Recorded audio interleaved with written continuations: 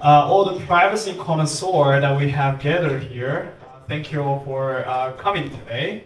I know it can be sometimes seen as a bit niche topics, privacy in the blockchain space, but regardless, it's a very important, I guess, properties that we should all value for the broader crypto communities as well. So here, for our first speaker, we have Matt from Puzzle. So I'll let him take over. All right, you guys. Gonna kick this privacy talk off with something I like to do at every privacy workshop. This is one of favorite Sundance film festivals. It's called, well, yeah, you can read it right there. But I do this because we've been working on privacy tech for on-chain orgs for like 2 years now, and we get mixed results whenever we try to, say like, hey, do you guys want privacy? Hey, how do you value privacy relative to other people? So I like to do a little poll at the start that says, okay, we have fun, we have privacy, you don't want to be naked or exposed to everyone, and we have money. Of these three things, can I get a raise of hands if the one that you would kill would be fun? Can I raise a hands if the ones that you would kill out of these three would be money? And last but not least, privacy.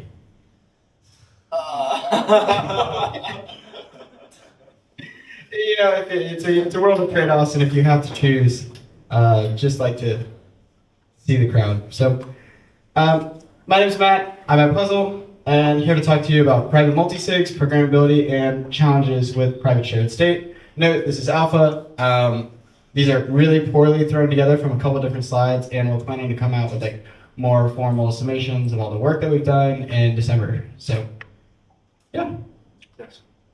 So jumping into it, gonna go over about Puzzle and some of the things that we're trying to do in the world, and some of the things that we've already done as far as products, research, development. Then I'm going to dive into some of the challenges with multi-party privacy that we found, some of the solutions that we've built, like MPC private multisigs on Aztec Connect, and then programmable private multisigs on Aleo, and then look at some of the takeaways with the future of the client stack and blockchains in this new programmable privacy world. So, going in about Puzzle, what do we care about? Well, what are we even trying to do? Well, we think that there's a lot of problems in the world, like, maybe pollution in the oceans isn't being solved fast enough, climate change may not be solved fast enough, inflation's pretty bad, especially here. People are losing their jobs, they're not getting replaced with things, and then they're getting sad, and then they take antidepressants, which makes people unhappy, which is good for the pharmaceuticals, so they get more money, but not exactly good for the everyday person. And on top of that, we step ourselves because we're trying to cope with all these problems in the world. So, what do we do at Puzzle? We believe we can solve these puzzles with what we call dynamic collective companies. It's our take on what an on-chain org could look like in the future. But dude, what does that even mean? It means we care about bringing people together and multi-party tech, which is what we are focused on. So what have we done? We were founded in the wake of Constitution DAO as Nucleo. We built a wallet and private multi-sig solution on Aztec Connect. We also built the first ever private public DAO and private public DAO fundraiser with Constitution DAO 2 at the end of last year. I'll be walking over the solution and how we did a private multi-sig there. And now we have a wallet with multi-sig and multi-party games on Aleo. So we also have a multi-party stack if you guys were interested in builders and trying to build your own multi-party games coming soon. If you guys want to see our wallet, it is there. If you guys want to take a picture of this one or it's recorded, that's a link to try it out there. And same with the mobile one there. And if you want to play our game, it's there. Or you could just go to puzzle.online. So what's hard about multi-party privacy? Well, I like to start this off because we care about organizations.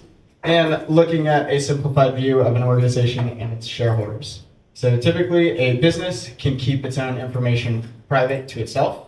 So anyone from the outside that they interact with, like shareholders, like lenders, customers, suppliers, employees, state, society, they don't have full transparency into everything that the business is doing. Can you guess what this looks like in Web3 if you're trying to run your business on chain today? That's fully visible. Exactly. It looks like this. You got no privacy anywhere. So obviously we want to try to get to this. And one of the ideas is like, okay, let's make a private multisig on Aztec Connect. Let's bring ZKPs, maybe FHE, FPC. Can we get this? This is the goal, right? Well, naively, if we just bring ZKPs and privacy on Aztec to our private multisig just to start, it actually looks more like this. Everything is opaque to everyone. So that's not good. Even the people inside the business, it's opaque to each other. So how do we solve that? How do we get from that to that? I also want to point out smallly here that is this even what we want? And I would argue, no, that's not what we want. We want something closer to this, where let's say I, as a business, want to share some certain data to the shareholders. They probably don't care about the logs on our servers. Probably care more about like, hey, how much revenue have you been making since you've been around for 2 years? Tough questions like that. But we think that something like this is more accurate. Different parties are going to want to see different data because they value data differently. So how do we actually get from this to that? Well, the challenge with ZKP-based privacy chains, oh my god, okay, this meme is way too fuzzy and small, I'm sorry, but it's basically just saying that like by locally executing things, we have now sharded the application state, which means that if I locally execute something and we're on a private multisig together, how are you supposed to see that thing if the state is only on my local device? Which I like to summarize by that movie called Honey, I Sharded the Application State. So, what are some solutions to this? Let's look at what we did for private multisigs on Aztec Connect.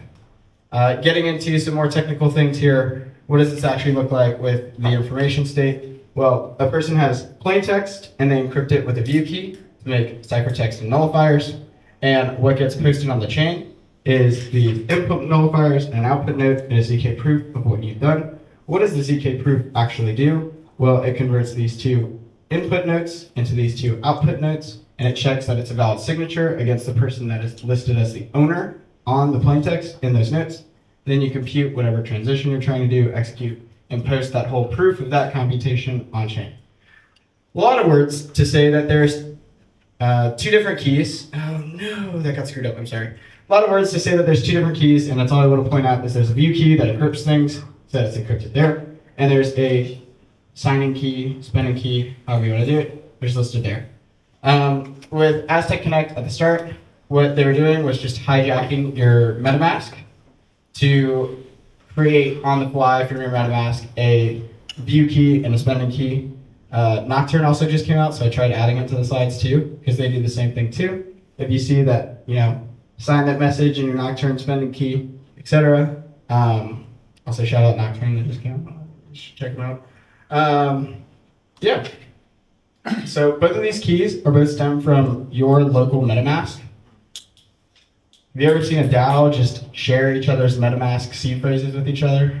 That seems like the future of on-chain orgs. No. So, how do we do this with the safe? Well, we looked at a bunch of ways to do this with the safe, and there's like some methods that you could potentially do, but at the end of the day, you're not really going to get there with the safe. We tried building some extra modules, and it didn't quite. It was essentially doing what we ended up doing here, which is, okay, can we make this spending key?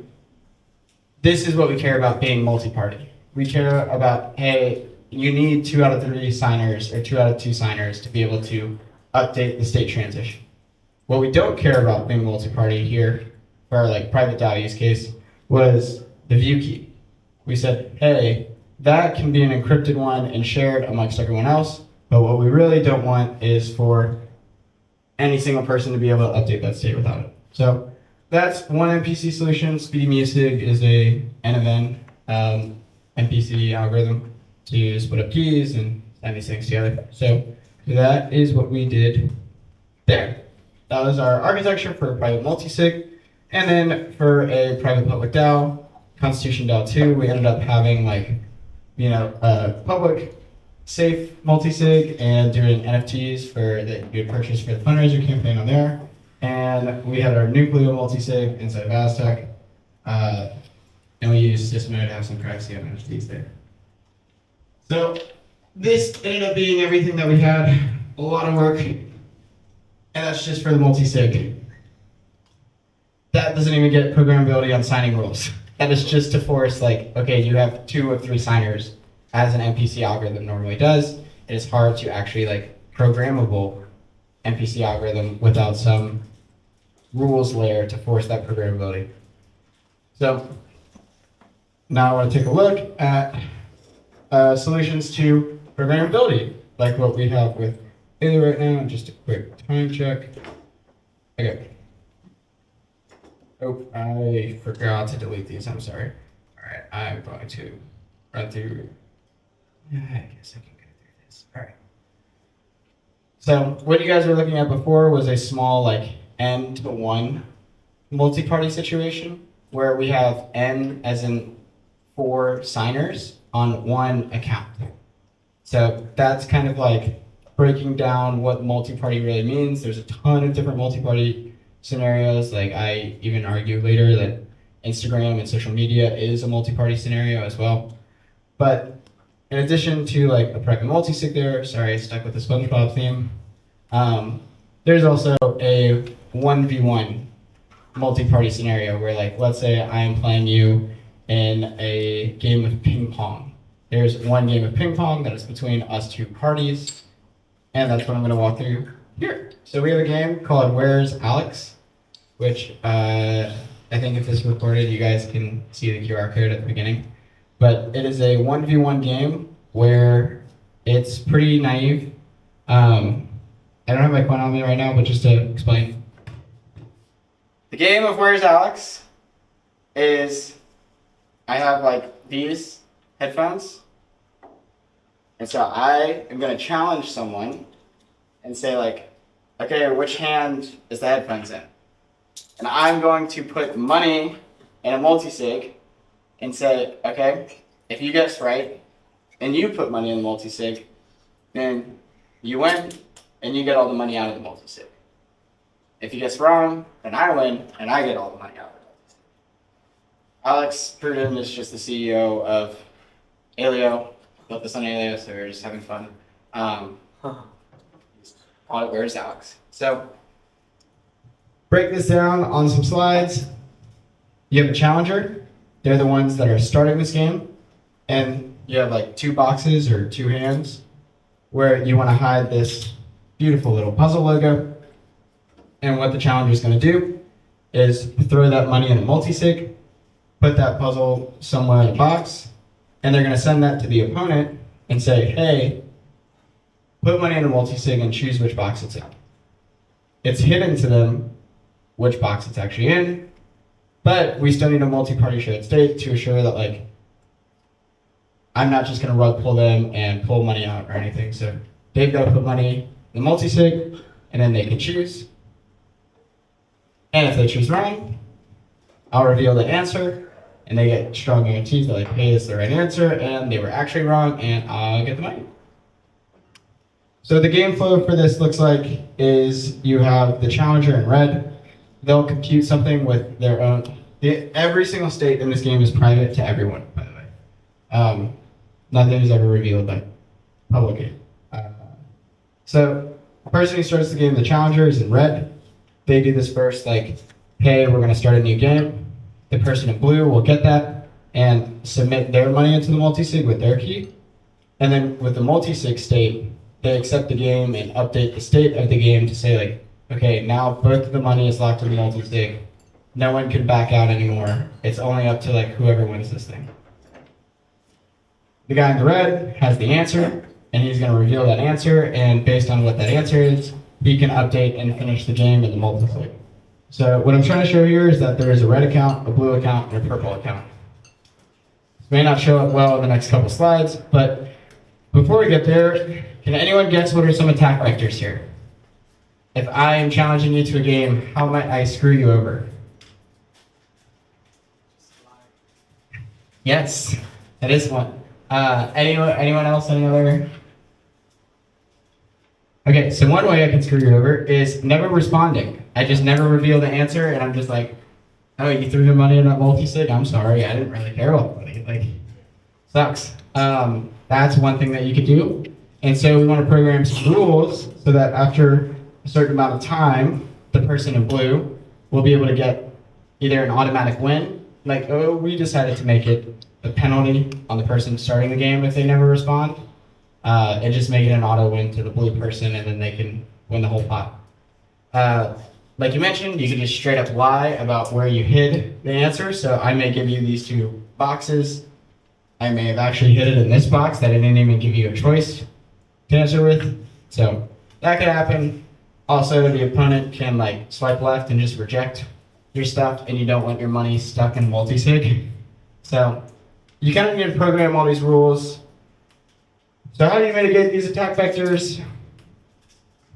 There's programmability with Leo. So it's on the new types of blockchains that you can have programmable private state with private smart contracts, as you can with Aztec as well. And I have some takeaways for the future of the planet stack and blockchains there. So one of the things that we found while doing this is that we can program these rules, but unconstrained circuits are needed to avoid some UTXO limitations on smart contract functions.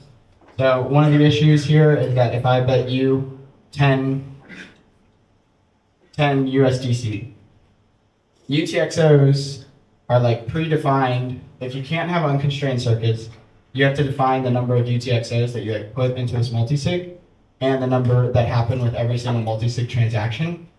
And that can be a problem if I put 10 USDC in and you don't have, maybe you have like 3 $5 USDC notes or something, UTXOs. Well, you can't ever match me and put your money in without joining those UTXOs together, which is both bad UX, or if you want to use a custom token program and you don't put join split logic in there, then like you'll not be able to. So Aztec is pretty based, has unconstrained functions for that. And another solution that happens there is unconstrained circuits and chained executions can solve some of the UX issues. So I will physically point out here that this is supposed to be purple, and that's what I was scared it wouldn't show up well. But this is blue and this is purple. And on the UX of the app, what would be nice is, hey, you just submit this transaction with blue personal key and then this one with your purple one, the multi-sig key, and update that state all in one transaction. But one of the limitations in Aleo right now is that you can't have chained transactions. You have to wait until this blue one gets posted on chain. You have to wait a couple minutes for it to settle, decrypt your records that have settled on chain, and then use it to update the state of that game. Bad UX would really like unconstrained circuits and chained executions to avoid that. Anyone can think of anything else that may need to be done to make this a better experience? Okay, maybe not. But wait, all that execution and encryption happens on the client device. It's private. So what does that mean? And this is the whole alpha for all of you guys to enjoy. We believe and we have found that these Gen 3 blockchains that are both modular and private, that can have local execution or global execution or anywhere in between, is going to need a new client architecture. So what do I mean by that? You have Gen 3 blockchains that act as a rules layer. You post your smart contract there, but you can actually execute some things locally. Your data could be stored on Celestia rather than like on every single node that's running this thing. And then you have your client layer to like access it. Right now, it's basically just a key store to sign your messages and some way to retrieve the data from the chain. This is going to change. Also, all these things are just examples of different data here. This may be hard to see next. I'm going to share this in a second, but just to frame the whole dApp setup that we have again, we have the challenger, who would you like to challenge? This is step setup. We have the opponent. You've been challenged, accept that wager or reject. And then we have like the game multi-sig that's actually revealing the results and finishing the game. So on our rules layer, on our like smart contracts here, we have the game multi-sig, which is allowed to call functions called accept game and finish game. So these are updating the game states on that multi-sig. We have the challenger, which is allowed to propose a game, and they have a private variable of Alex's location wherever they hit it, and they can reveal the answer as well. Then we have the opponent that just submits the wager. So we have 3 different parties on our rules layer that are in charge of executing different things. I've thrown the data store and execution stuff up there because like you could define where you actually want to store your data if you're not trying to store it anywhere else. So just going to throw some colors there, purple, red, and blue according to the parties. And then going to highlight again. You have rules that sit on chain. You have execution of those rules, which doesn't have to happen by the nodes running the chain. That's the thing with like local ZKP client proving. You're actually executing the state transition function on your phone. It's like edge device, basically. So these are the rules just put onto the execution layer, and we'll do some things with that in a second. So you'll see propose game, submit wager, accept game, and reveal answer and finish game. I'll also note that this is in order of the way it happens in the game. First person proposes a game. Next, the opponent submits the wager and then updates the state of the multisig. Last, the challenger reveals their answer and finishes the game. So then there's data. The data associated with this game is game data, the wager amount from each person, Alex's location. After you've accepted the game, there is Alex's location guess, an iteration of the game data, and then also block height. That's to prevent people from the timeout situation we were talking about earlier. And then there is final state after the game is done. There's the game data, the winner, and the loser. So why I'm pointing this out and breaking it down is the data is encrypted at every single one of these points. And it's encrypted to either the challenger, me, who's started the game, the opponent, you guys, or the game's multi-sig. So whenever I was talking about like, hey, everything on this game is private, no outside world knows how degenerate you are if you're betting like $1,000 on some BS around like, where's Alex? But you can't. And this is the way that every single piece of this data is encrypted. This purple and this blue is going to be tough. So game data encrypted to multisig, each wager amount, each party put in their own, so they'll have that information.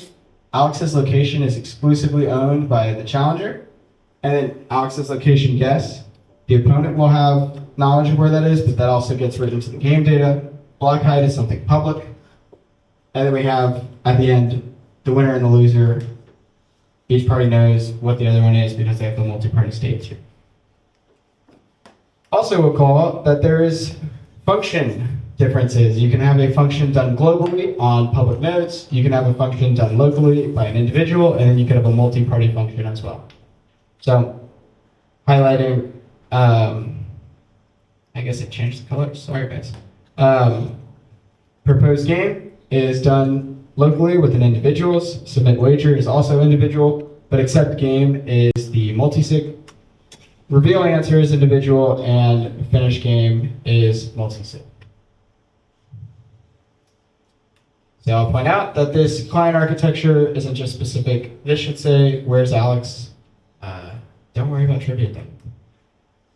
So this is a well-known thing. Weidai has kind of given talks on this before, that like ZK Uniswap doesn't quite give you privacy because of that whole problem of like private shared state. And essentially like, you know, do you need some, what can you do to have like private shared state? Well, there's talks around FHE and ZK and threshold decryption, but what we want to say is that we have messed with all 3 of these, and that's where we started running into, hey, you can break down multi-party privacy into different categories. like a small N-to-1, like a multisig, doesn't quite need full-on FHE or threshold description schemes at all.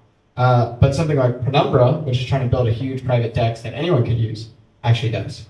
So end-to-end dApps, like constant function market makers or like Penumbra, they may need threshold decryption and FHE. But for one-to-one dApps, like this Where's Alex game, that may be asynchronous, or you may need other things for real-time or synchronous ones like Battleship. You don't need that. Same with one-to-end dApps. This is like trivia. Social media, depending on how you do it, may not need that either. And then lastly, one-to-end-to-one. And you could start breaking it down even further, but yeah, there's situations in which you just need one party to actually like process a bunch of people's information and then just spit out the results. So yeah, that's it. I think I got like 4 minutes. All right, thanks. All right, so I guess actually before I kind of open up to the floor for some questions, I also kind of wanted to just throw some questions because it might kind of relates to the rest of the privacy discussions here.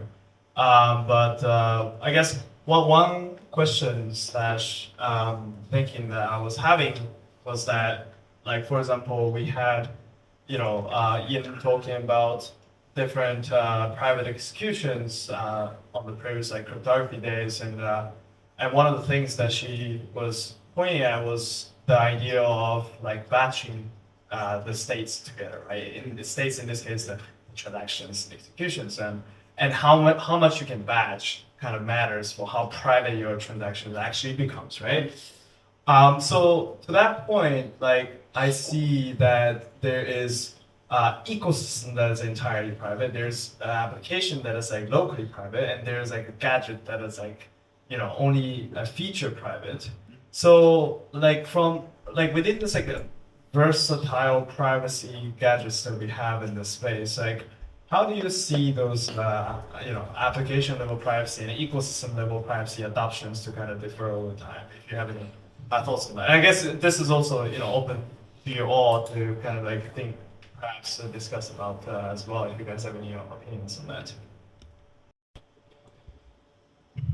And maybe a framework that we kind of have puzzle is like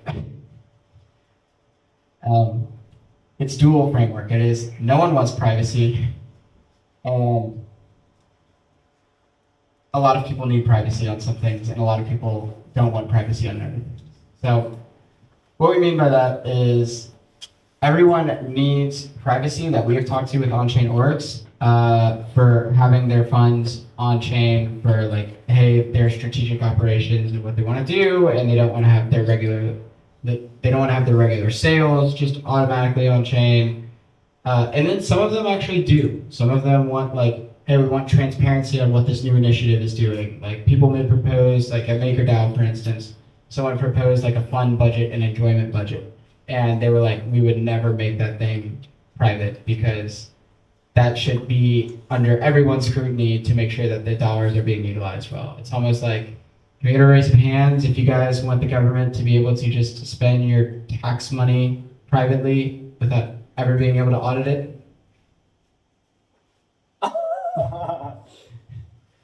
Yeah, you kind of want the public, So there's some things that you want public, but everyone wants to have that private option. And so for us, we kind of think like, hey, size matters around, you don't want a bunch of specific UTXO node sizes because it may give away your privacy. But at the end of the day, like, that's probably fine for most people as long as they just have the option to have like private state. That's just hard for other people to get to for their account balances. So it's really like account balances, asset issuance. We think like those, yeah, some people may be able to like backtrack and say like, okay, this may actually be theirs because we can tell that there's a pool of 25 and there's only been 2 people that have gone into that pool, so that it's probably one of those 2 people and they probably have less than 25. We think that's like a fine trade-off, so long as you can at least hide it from the average person. But yeah, it's kind of like everyone should have account balance level privacy. A lot of people are going to want to have both, and not as many people are going to be super concerned about how much information they reveal on the edges, so long as there's sufficiently large privacy bubble. Fair enough. Any specific questions that you guys may have about this puzzles and other private multi-sig stuff that they've been working on? All good? All right, then I guess a round of applause for Matt. Thank you everyone for coming to Fenbushi's Privacy Day, hearing about privacy. I'm going to be talking about our work at Aztec Labs, and specifically the private rollup we're building. Myself, I'm Adam Domrad. I am a full-stack software engineer at Aztec. I work on various projects, kind of done a bit of everything, you could say. And I'm going to get into it. So we're building a privacy-focused rollup on Ethereum, so layer 2. And I guess I'll start by saying what it means for us when we're saying privacy, because I think, as the previous talk alluded to, there's various definitions of levels of privacy and what's private to who. Now I'll start with differentiating from the EVM. So the EVM, you could kind of say, one could argue that it's not exactly revealing all your information or anything like that. It's not giving you, not listing your address and where to find you. You're kind of just a number in the system. And one could say that already there's a good amount of privacy in the EVM. If you just think about, you're synonymous, you're not giving your name. So why would we be disappointed with the level of privacy in the EVM?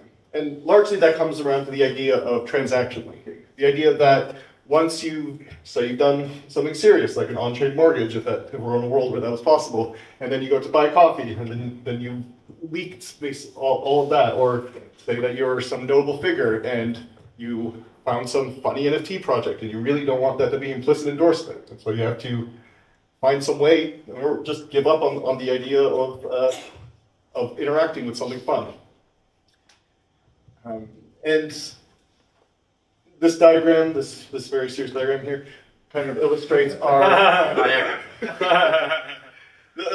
position on our kind of realization that as you tug on the string of privacy and you want to make a system that extends the EVM and what it can do, that you can make various programmable systems, that as you tug that string, really you do start to look away from the EVM.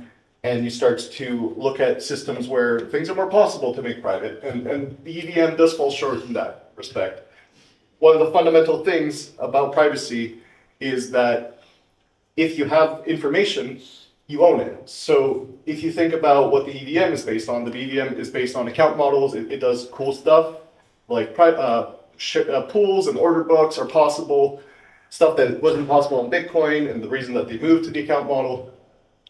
And all that stuff is really cool, and also actually, Aztec doesn't just have privacy. We very much, even though it was sort of asking for extra complexity, we very much wanted the public world where people can do finance and all the counterparty stuff like lending.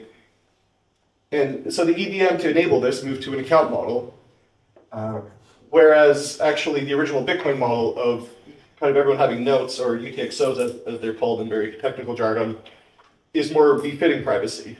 And a system that is built on these notes, and so like if you think about this fundamentally, well, why are notes better for privacy? And the idea really comes down to, if you're owning data and you're operating on it, you need to be able to operate on a complete picture of the data. And if you're sending someone money and you have just a shared a variable representing the money, you can't really alter data you don't own in a private world. There's no such concept. So I'll continue to talk about this, but essentially the EVM model was something that we had to walk away from, and really it also led us to kind of reimagine things and kind of do some best practices that work in a privacy world that the EVM doesn't really enable. So what does privacy mean for us then?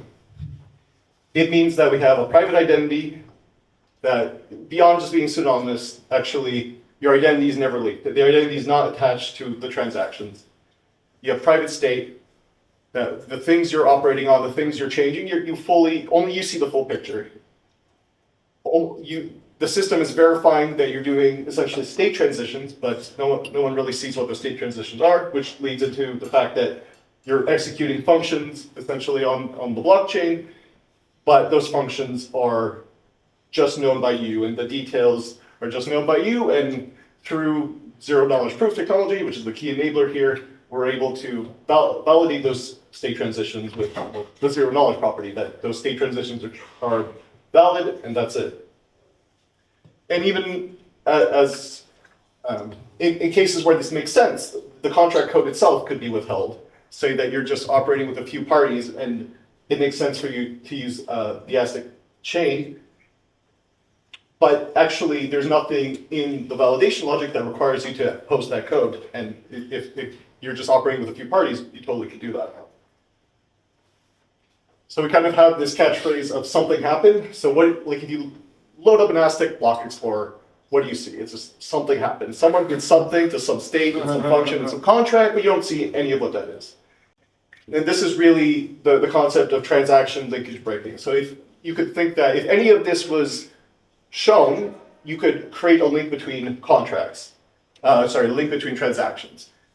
If you just see that some time of day people are using some contract, you might be able to infer something. If you see, obviously, the identity match, then you could infer.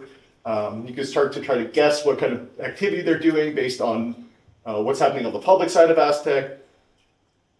So we really believe it's important to have as much of this as possible, because privacy is kind of a holistic thing, that people are able to piece together things probabilistically by time of day, by activity volume, and so for privacy, you really need as many of these properties as possible. I do want this to be a technical talk, but I also think that it's important to motivate why we're building what we're building, what we actually can build practically with the technology, because fundamentally, while I think the technology is super cool and I can talk about it in a vacuum, there's a reason we're building technology. So the sort of things that we imagine building, I have these kind of categories, and this is kind of my take on it. Everyone has their own take, but I kind of view as the core categories of use cases. So one of them is something I call it extending trust. You could imagine that there's somebody that has audited your financials, they're in a position of trust, and you do not want to, for any statement about your financial position as a company, you do not want to go to them again and ask them for an attestation to that. And one of the cool things you could do is, if some trusted party has attested to your financial state, just your raw data, and you post a Merkle group, you could then completely privately, with our principle here, something happened, you can say that you've never operated with a certain actor, or that you're in a good financial position, you're solvent, your liabilities aren't bigger than your asset value, which, like, the asset value would be, the current asset value in dynamic conditions. And all of this could be completely private. And then we have securing funds. So one of the big problems in crypto, just in general UX, is that people might like to own crypto directly, but they're scared shitless of it, really, because it's very high stakes password remembering. There's very interesting things you could do completely privately. So you might hesitate to attach your account identity to your citizenship card unless you're in this privacy world. And we have one of the things we can do while breaking from the EVM is we can have native account abstraction. And you can think of really cool ways to do account abstraction, like verifying with a citizenship card.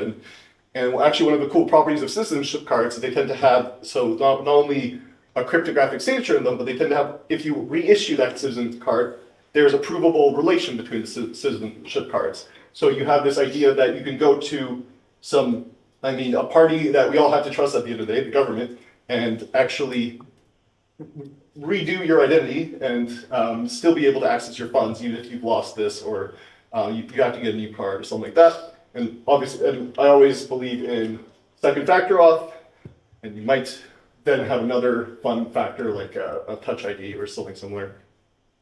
And again, this is all going through private state. This is no one's seeing that you're correlated with your citizen card or anything like that.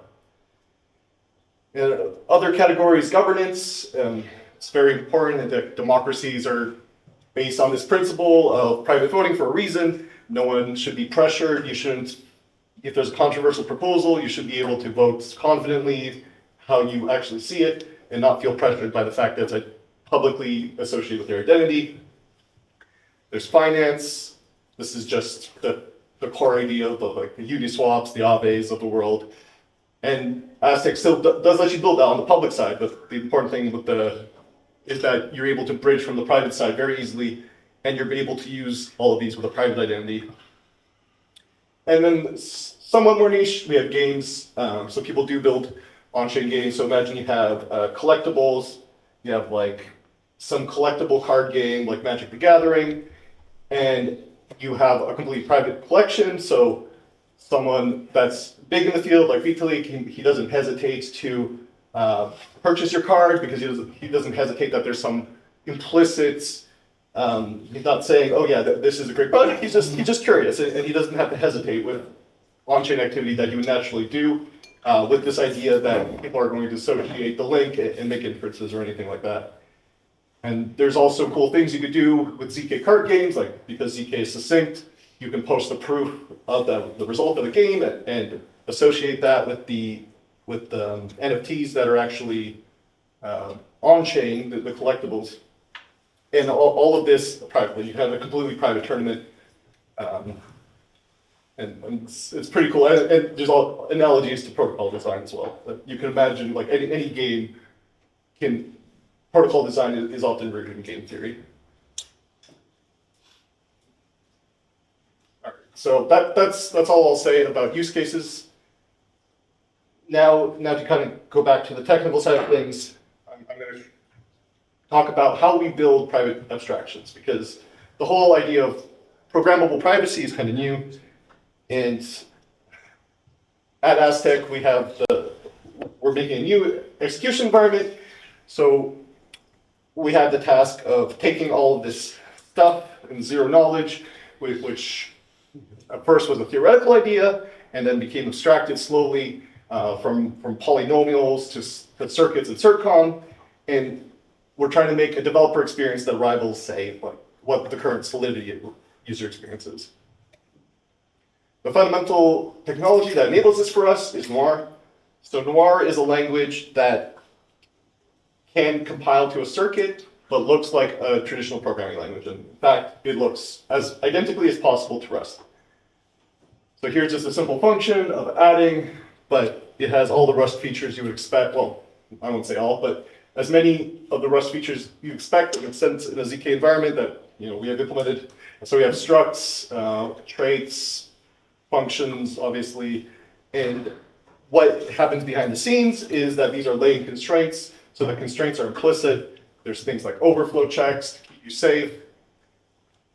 And really the idea is to take the developer experience of ZK and move it to the next level.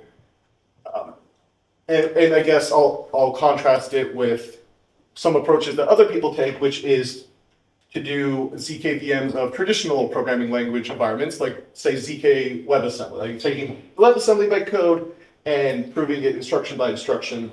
That is a cool idea. It generally, however, then do privacy, to actually do a ZK privacy, that is not sufficient. You actually need to systematically still introduce the concept of privacy, which is something native to Noir.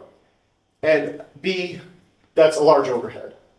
While the idea with Noir is that we have an optimized compiler pipeline that is generating circuits. So it's the same concept of anything you could do with CertCom, which, for the people who don't know, is kind of a higher, well, it's definitely higher level than writing polynomials directly, which is kind of what the technology is based on. and but it compiles to circuits, which is kind of more of like an analogy to hardware design than software design. So this is kind of bringing it back to what the developer experience that software engineers expect. Okay, now I alluded to the fact that our model is moving away from the account model to one of notes, and specifically encrypted notes. But I'll talk about that in a second. So what's in a note? So fundamentally, notes are pieces of data, and they exist in our system as the building block, really. I'm going to be using the card game example a bit here, just it's a clean one. So in Noir, we have our Aztec library, which integrates with the abstractions we built that make up the Aztec private execution environment. And the data that you operate on as you fetch it is comprised of notes, which here we kind of have the payload, which is the cost and strength. So you can imagine this in kind of a Magic the Gathering environment, where this would be the actual thing used by the protocol.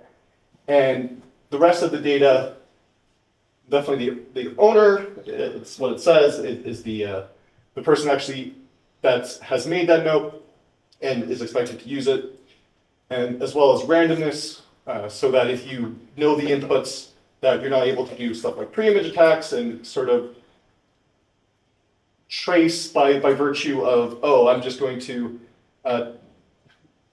to assume that the data is this, and then I'm going to see what the encrypted result would be, and then, I've kind of guessed it, so I affirmatively found that this encrypted note is in the system, so randomness just kind of removes that determinism.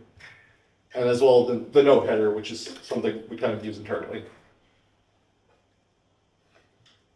All right, so if you have an unencrypted note, how do you get an encrypted note? And the fundamental answer is hash functions. So we hash this idea of storage slot, which is kind of an abstract identifier of where in the contract the note lives, but again, it's kind of abstract. It's not a physical position in our data or anything like that. We have the contract address, some nonce for the transaction, and the data inside. And that data, as we showed earlier, has the payload, has some randomness, and it encodes the user, the owner. So, yeah, we get a hash. Kind of a hash, kind of hash 101, you can go this way, you can't go that way, but you cannot just look at the hash and open the note. And really, there's no kind of such concept as opening the note. And these closed envelopes, as you will, exist in a private data tree, and you can figure out where they are,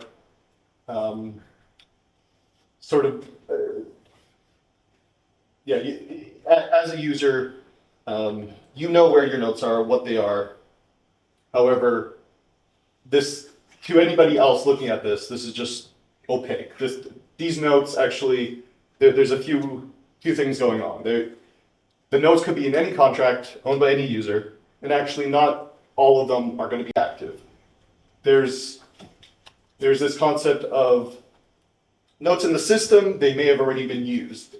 And we don't want to use the same note twice, specifically for the idea I had of transaction linking. If you can provably prove that a note's been used 8 times, actually you know that that's the same person in those 8 transactions. And that's exactly the kind of thing we want to avoid.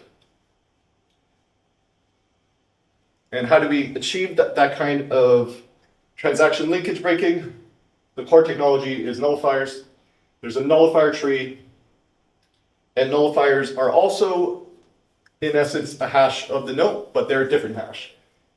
And the 2 hashes don't have a clear relationship. Just looking at them, you can't just take one hash and say, oh, I know that this nullifier is corresponding to this note hash that is the encrypted note. So no one really knows, looking outside of the system, this is obviously something you know about your own notes, but no one looking outside the system knows which notes have been used. And this is kind of one of the fundamental ways that privacy is achieved, through being able to break this transaction link, because no one really knows. So you've created a note, but there is no link to the point where you actually use the note, and that's kind of the key concept. Okay, then from here, that's sort of the basics, if you will, of the data model. And then on top of Noir, which is able to make zero-knowledge proofs of state transitions, we use this data model to create higher-level abstractions. So in our card game example, you don't just have one card note. So how do you operate on multiple card notes such that you can play a game? So in this card game example, there is incomplete information. Your deck is just known to you. At the start of the game, people might not know even what you own, so they might not know the cards that went into your deck. They're relying on the ZK proofs to step-by-step verify the validity of everything, such that they know you're playing by the rules of the game. It's the same way that you kind of just know by virtue of physics that a face-down deck contains cards, and you're kind of able to know that people are being honest without really knowing what is in their deck. And then you might have the concept of a hand, and that is private, and you might have the concept of, well, at some point there is going to be a public part if you're actually playing a game with somebody.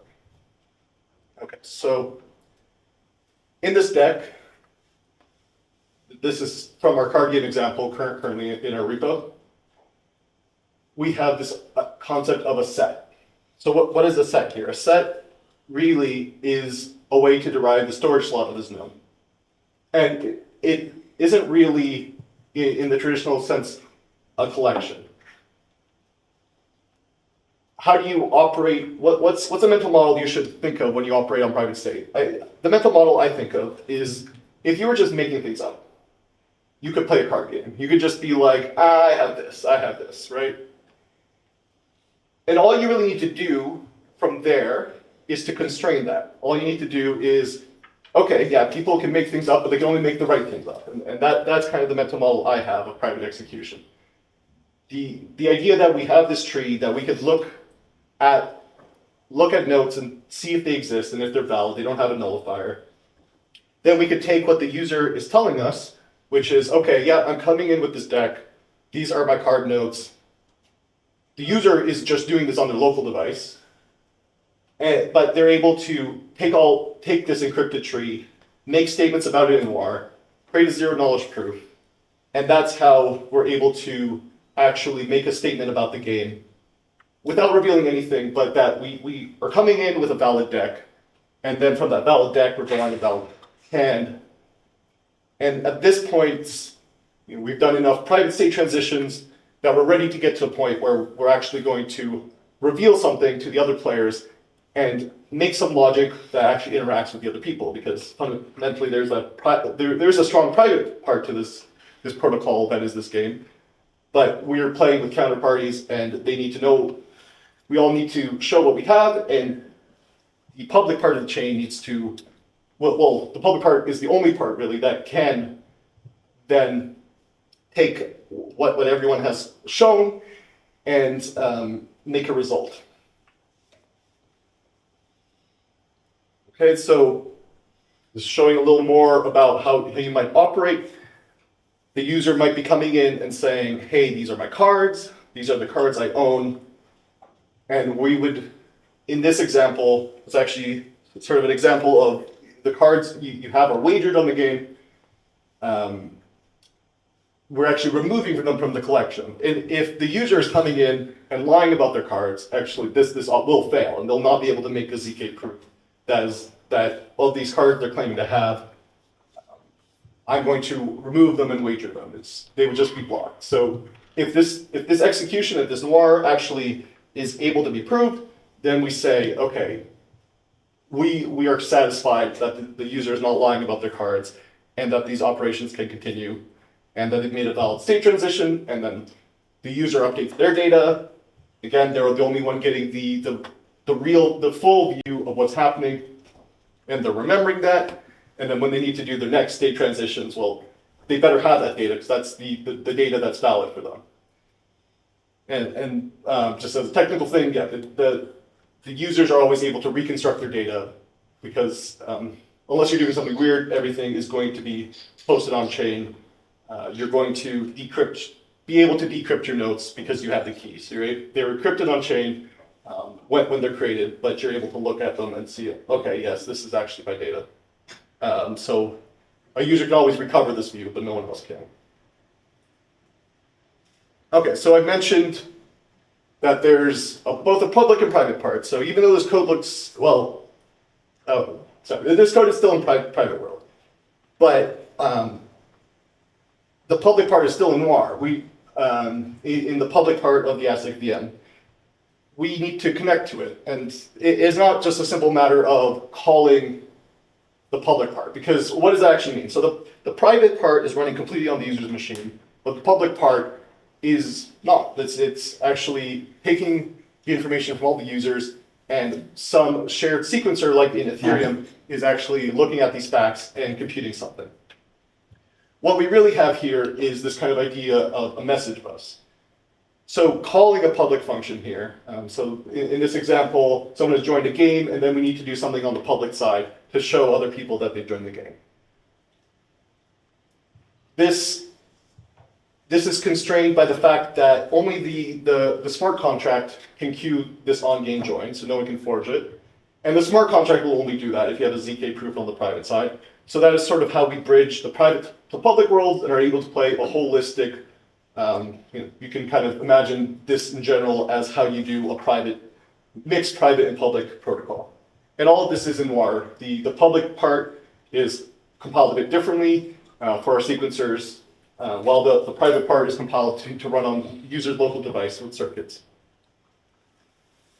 And this kind of segues into how do we integrate with Ethereum, and it's kind of the same idea. The same idea of these message buses. Really, the public part has more to do with Ethereum than the private part has to do with the public part. So we have a message bus for public to private, and we have a message bus from layer 1 to layer 2. And you can kind of see the different models I alluded to here. We have a private note model on Aztec, and we have a public account model on Ethereum. And to reiterate, the UTXO model is the only model really suited here for local users to locally operate on their data. Say the simple use case of, I want to send you funds privately, or I want to send you funds publicly.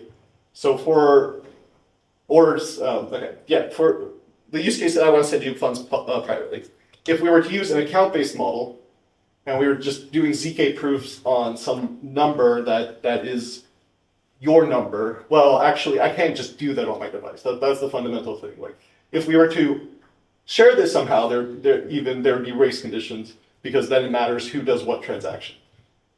Private data, you unilaterally own. The note model, the idea of money being represented by little notes everywhere, or some variable number of notes, I should say. You can join and split them arbitrarily. That is fundamentally the one that you can build privacy on. And conversely, if you have something that is a shared global variable, it only really makes sense in the public world because, again, of the race condition idea. And if you had notes, they're generally not as good for something like a pool. And that's basically the idea there is that you have the converse problem that if you're giving transactions in a public shared world and you're doing it based on notes, well, you're probably being a little too specific. You're saying what exact notes to use, and that's the wrong level of abstraction for public state, because really you just want to give the intent to operate on some shared sum. You don't want to be specifying exact notes and then have a sequencing problem because, those notes were then used before you actually specify that you want to operate on them. In this world, as I'm saying, that everything starts with the user's device. If you own the data and the data is not posted on chain, well, really, you're the only one who could do anything on the private world.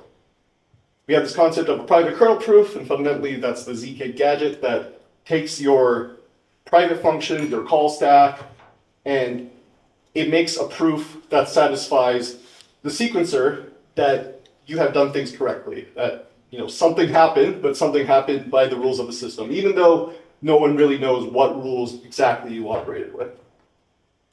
From there, we go into the public world of sequencers and provers, and these operate together to, as it says, sequence and prove everything. So the public side is now running on the sequencer, and the public and private kernels are being combined to create roll-up proofs, and those roll-up proofs fundamentally then are what convinces Ethereum that this whole system played by the rules. I'm not going to go too much into this, but this kind of shows the segregation of the private and public world. Everything in the private world can't really be done in the public world. Everything in the public world can't really be done in the private world for reasons I mentioned. That any kind of operating on publicly shared variables, that's not really something you can do on your device. You're just in the wrong setting. And anything, conversely, that the sequencer is not in the setting to operate on your data, it doesn't have the data.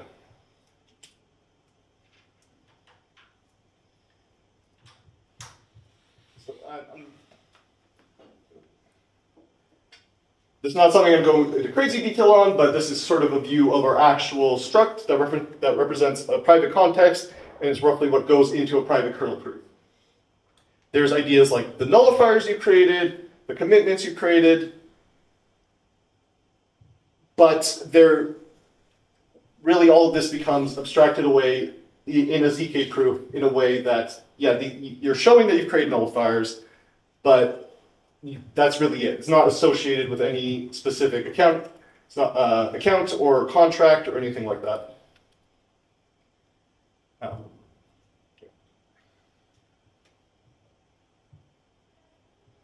The public and private parts of Aztec, this is how they integrate. We have a recursive system of proofs. We have public, once we get the private proofs, we combine them with the public proofs, and we have kernel circuits for both of them.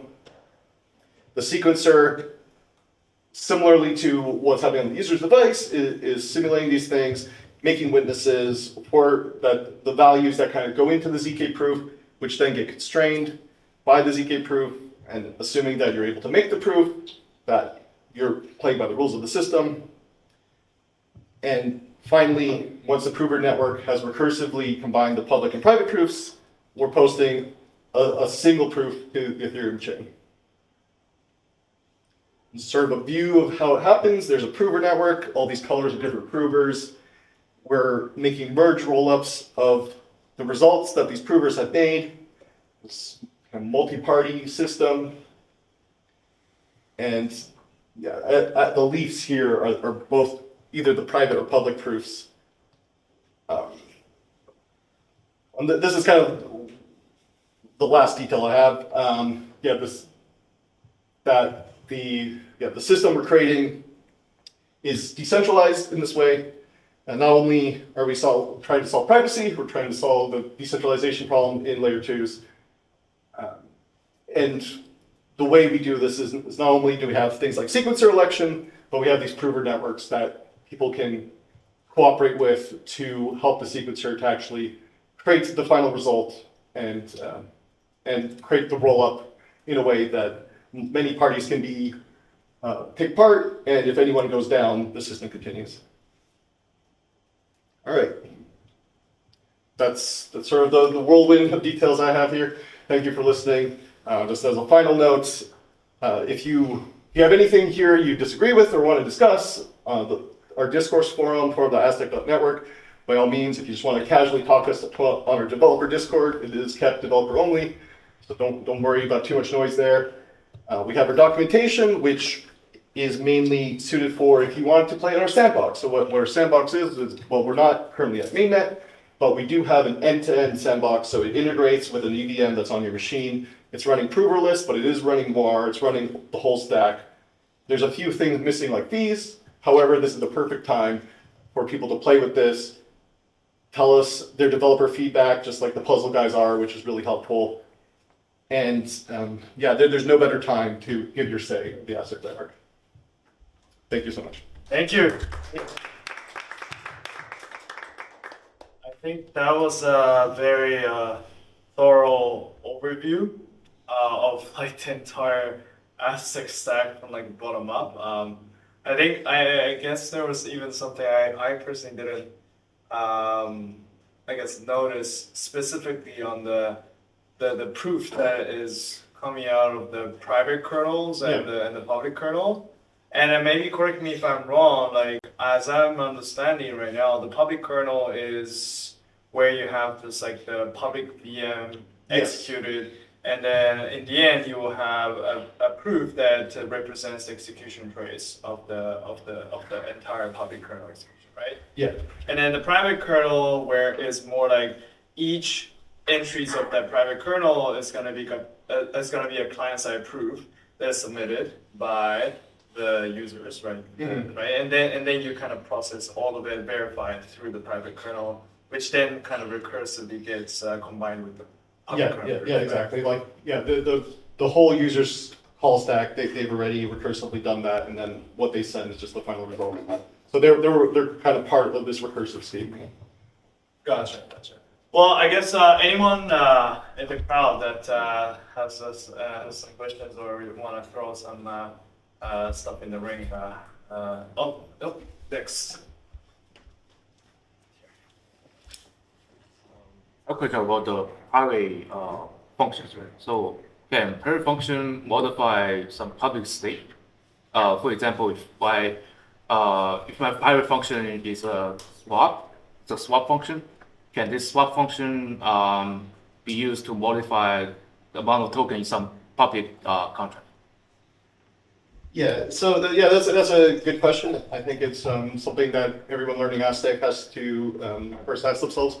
And that's there's the things you can represent in private world, there's the things you can represent in public world, and really they kind of operate as two blockchains that have a message bus. And the data in the public chain, so what does it mean to swap something in public world? Well, you're just running this on your local device. Like, can you then just go into something that's about to, like, at a later time run on the sequencer and do it? Not really. So the only thing you can do is you can attach a message that is going to go on the contract, and in the public world, the sequencer can pick up that message and complete your action in the public world. So things like if you are operating on data that is known to an unknown number of parties, then you're in the public world and you're kind of using this message bus analogy to operate between the private and public. Thank you. Actually, I have a question on that.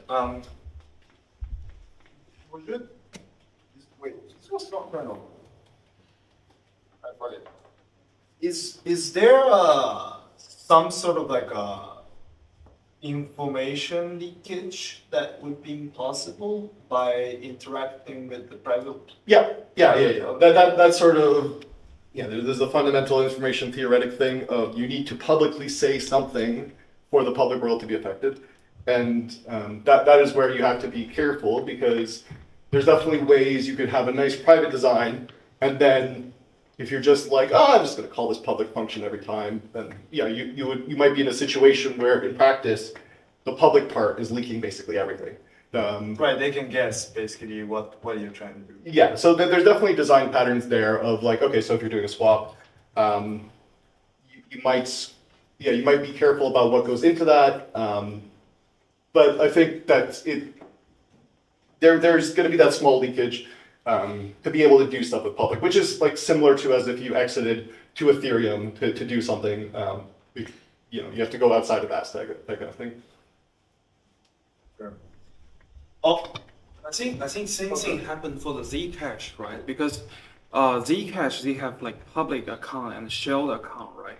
And even though it's private chain, but 99% of transaction on Zcash is actually traceable because of like what you just described, like interaction with Ethereum and interaction with a public state, right? If I transfer money to a public state, like this is a part that will money, like your money trace can be Become public. leaked, right? Yeah, Right. basically. Yeah, I think The thing here is that like privacy is always holistic. You have to be careful about, you could easily have someone just looking at your internet traffic, for example, like say oh yeah, it's a good idea to just like use Aztec to this web provider that's going to do things for me. Then like you could easily get a problem. Even though we built everything correctly, you're in practice traceable. And I think that's similar. That if you're operating on the public side, you have more concerns, but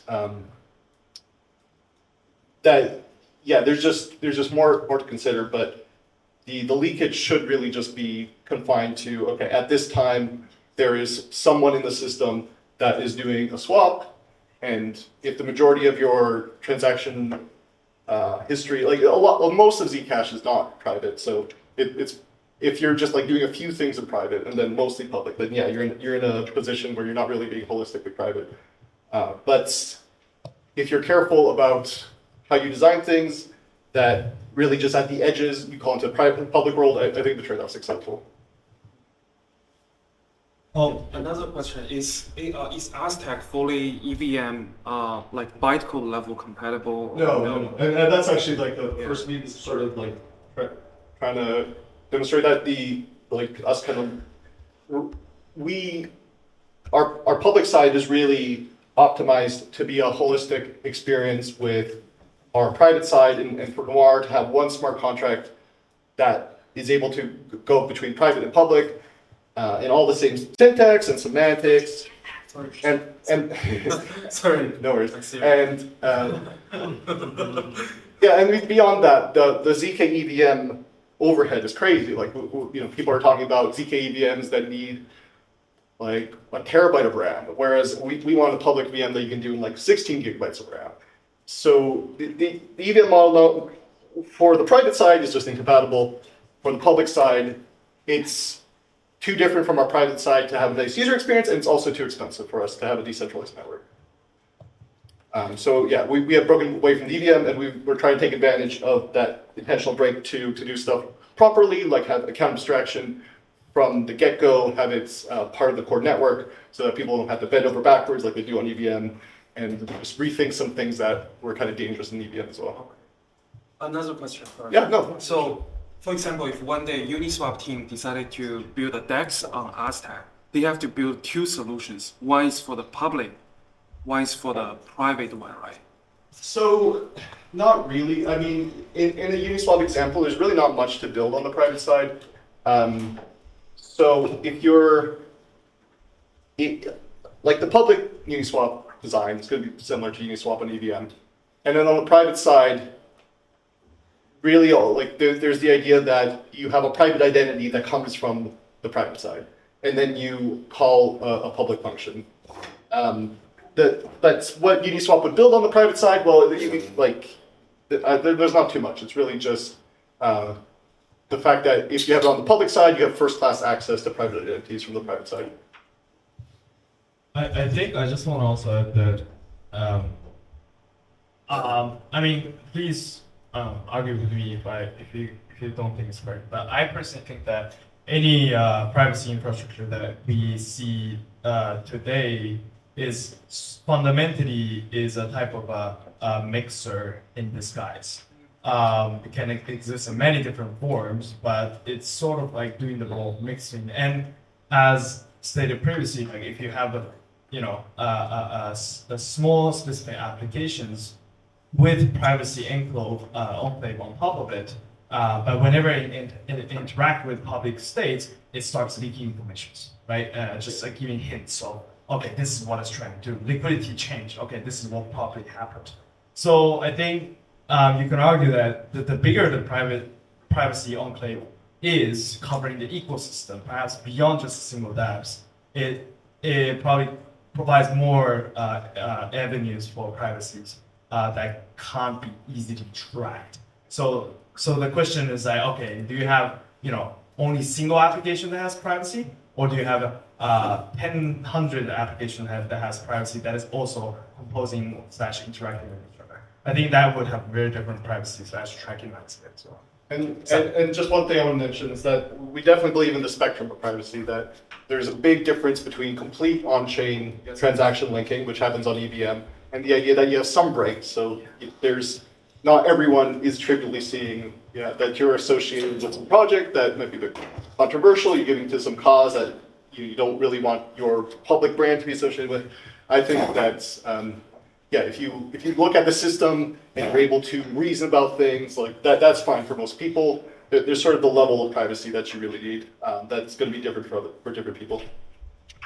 And I think to go back to your point, even if you don't interact with the public state, say for example you take Penumbra, and I'm market making on Penumbra, you know, the fact that you trade with me, I'm gonna go around and to the other side of the trade, which means that I'm gonna leak information, even though you never touch any public state, right? It's just, it depends, like, probably, you know, the information leak is gonna be way faster if you touch public state, but you will still leak information in any case. Sure. Because privacy is hard. Which is why I want to reiterate again. Not everyone needs full privacy, but the absolute transaction linking on EVM is like the way other side of the spectrum that we kind of believe that people should have tools to break away from. Yeah, as a comment on the information leakage, I think leakage is very just relative to specific application you're going to build. So for me, I think I'm very interested in dark pool. So for dark pool, what I really want to keep private is just my order. But I only want to keep it private before it gets executed. After it gets executed, I don't care if it gets public or not, right? So in that case, as long as the information is kept private before the eventual game match for another order, then I'm fine with that. Yeah, I think to keep orders private, I think it's not super my area, but I think mostly you need fully homomorphic encryption, but you can do stuff like commit reveal schemes to like commit to your order, and then you have a right to reveal it later. But it's just with ZK, like keeping an order secret in an order book, that's not, unless you're like doing a commit reveal scheme, that's kind of a different UX. That's probably not something just, like most things with order books and tools do need to be on the public side. All right. Thank you, Adam, for the great presentation.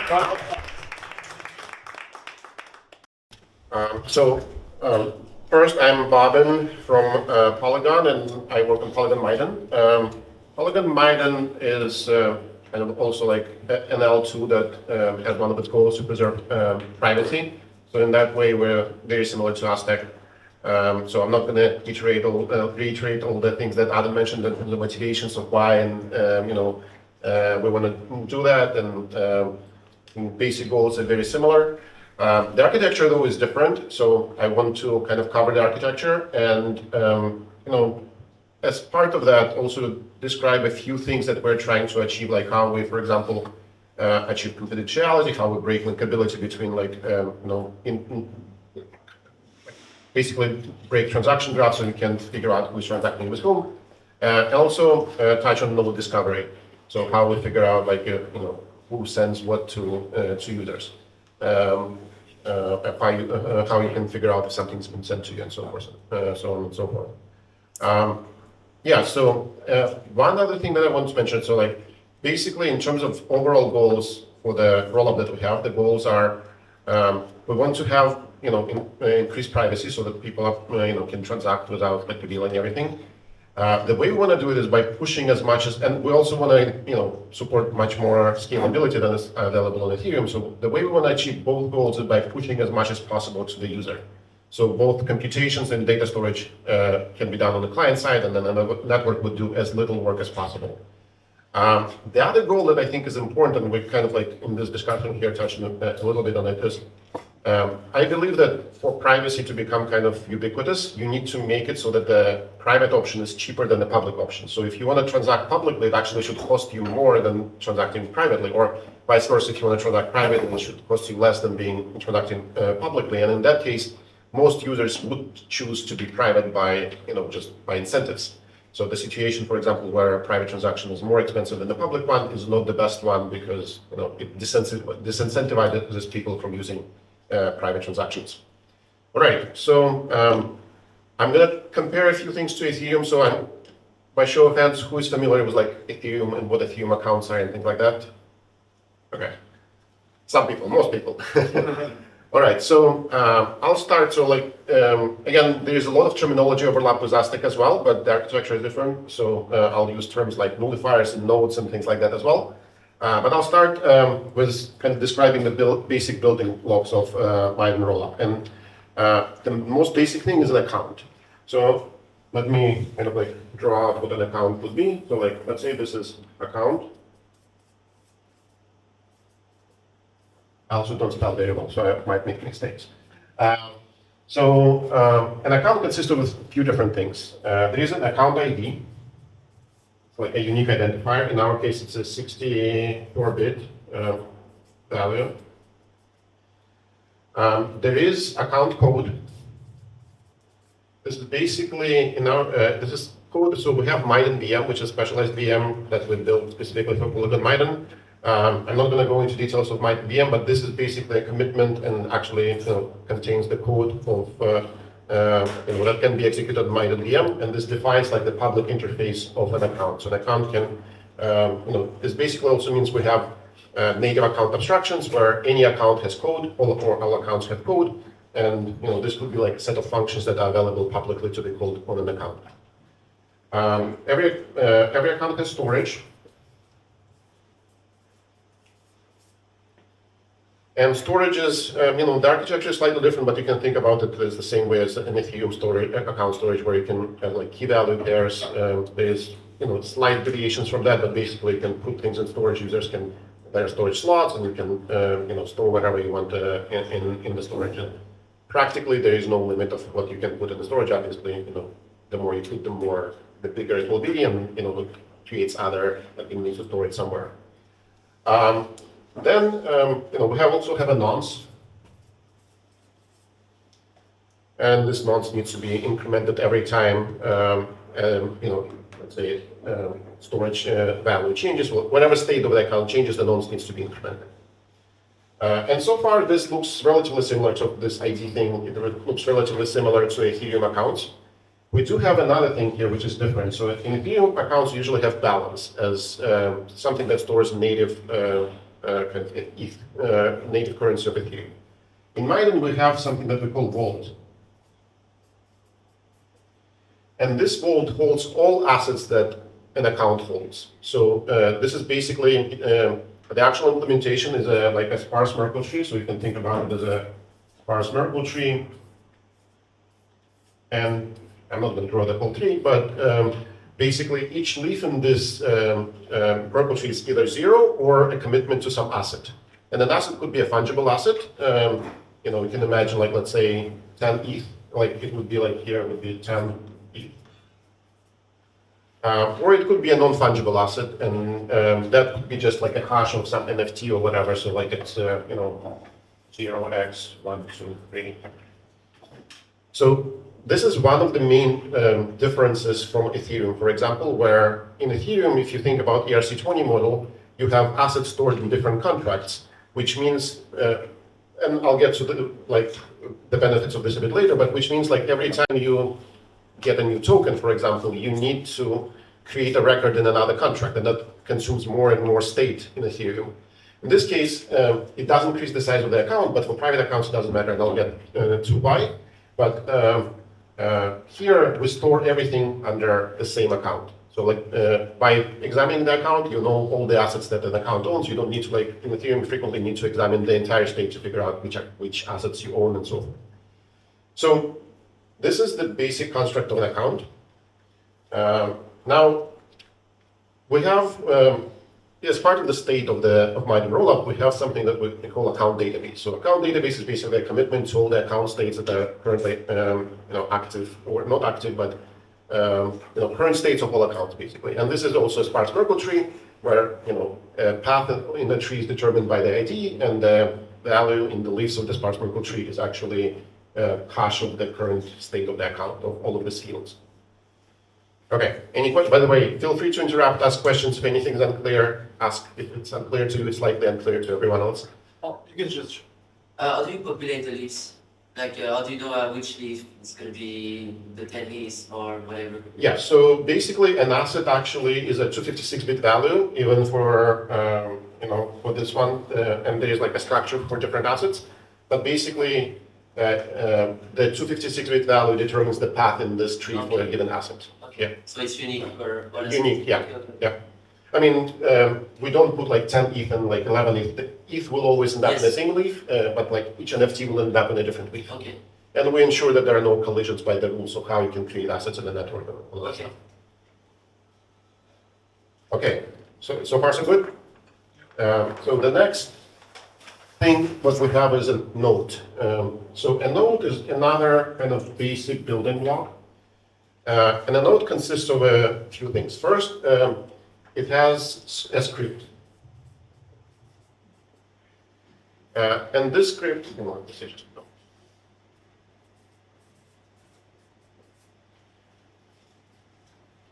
script is basically also a commitment to Miden program, but unlike the code in the account, this is an executable program. So a code in the account just exposes a few functions or whatever, could be a few, could be many interface functions the account exposes, but script is an executable program. So you can execute the script from start to finish. And I'll explain how the scripts come into play. Then it has some input values, so inputs. And these inputs would be fed into the script when the script executes. So that's one of the things that the script can read and consume during its execution. It also has a vault.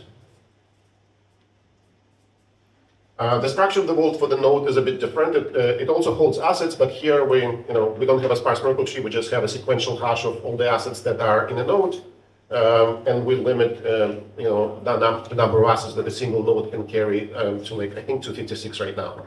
So you can put like 256 NFTs in a single node or 256 different tokens, each with different amounts and all that stuff, and it would be carried in a node. Then the next thing the node has is a serial number. I'll just say SN.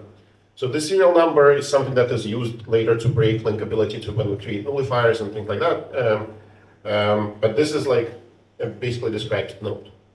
Now, and this is like a 32-byte value, and like these are variable depending on what is stored in there. So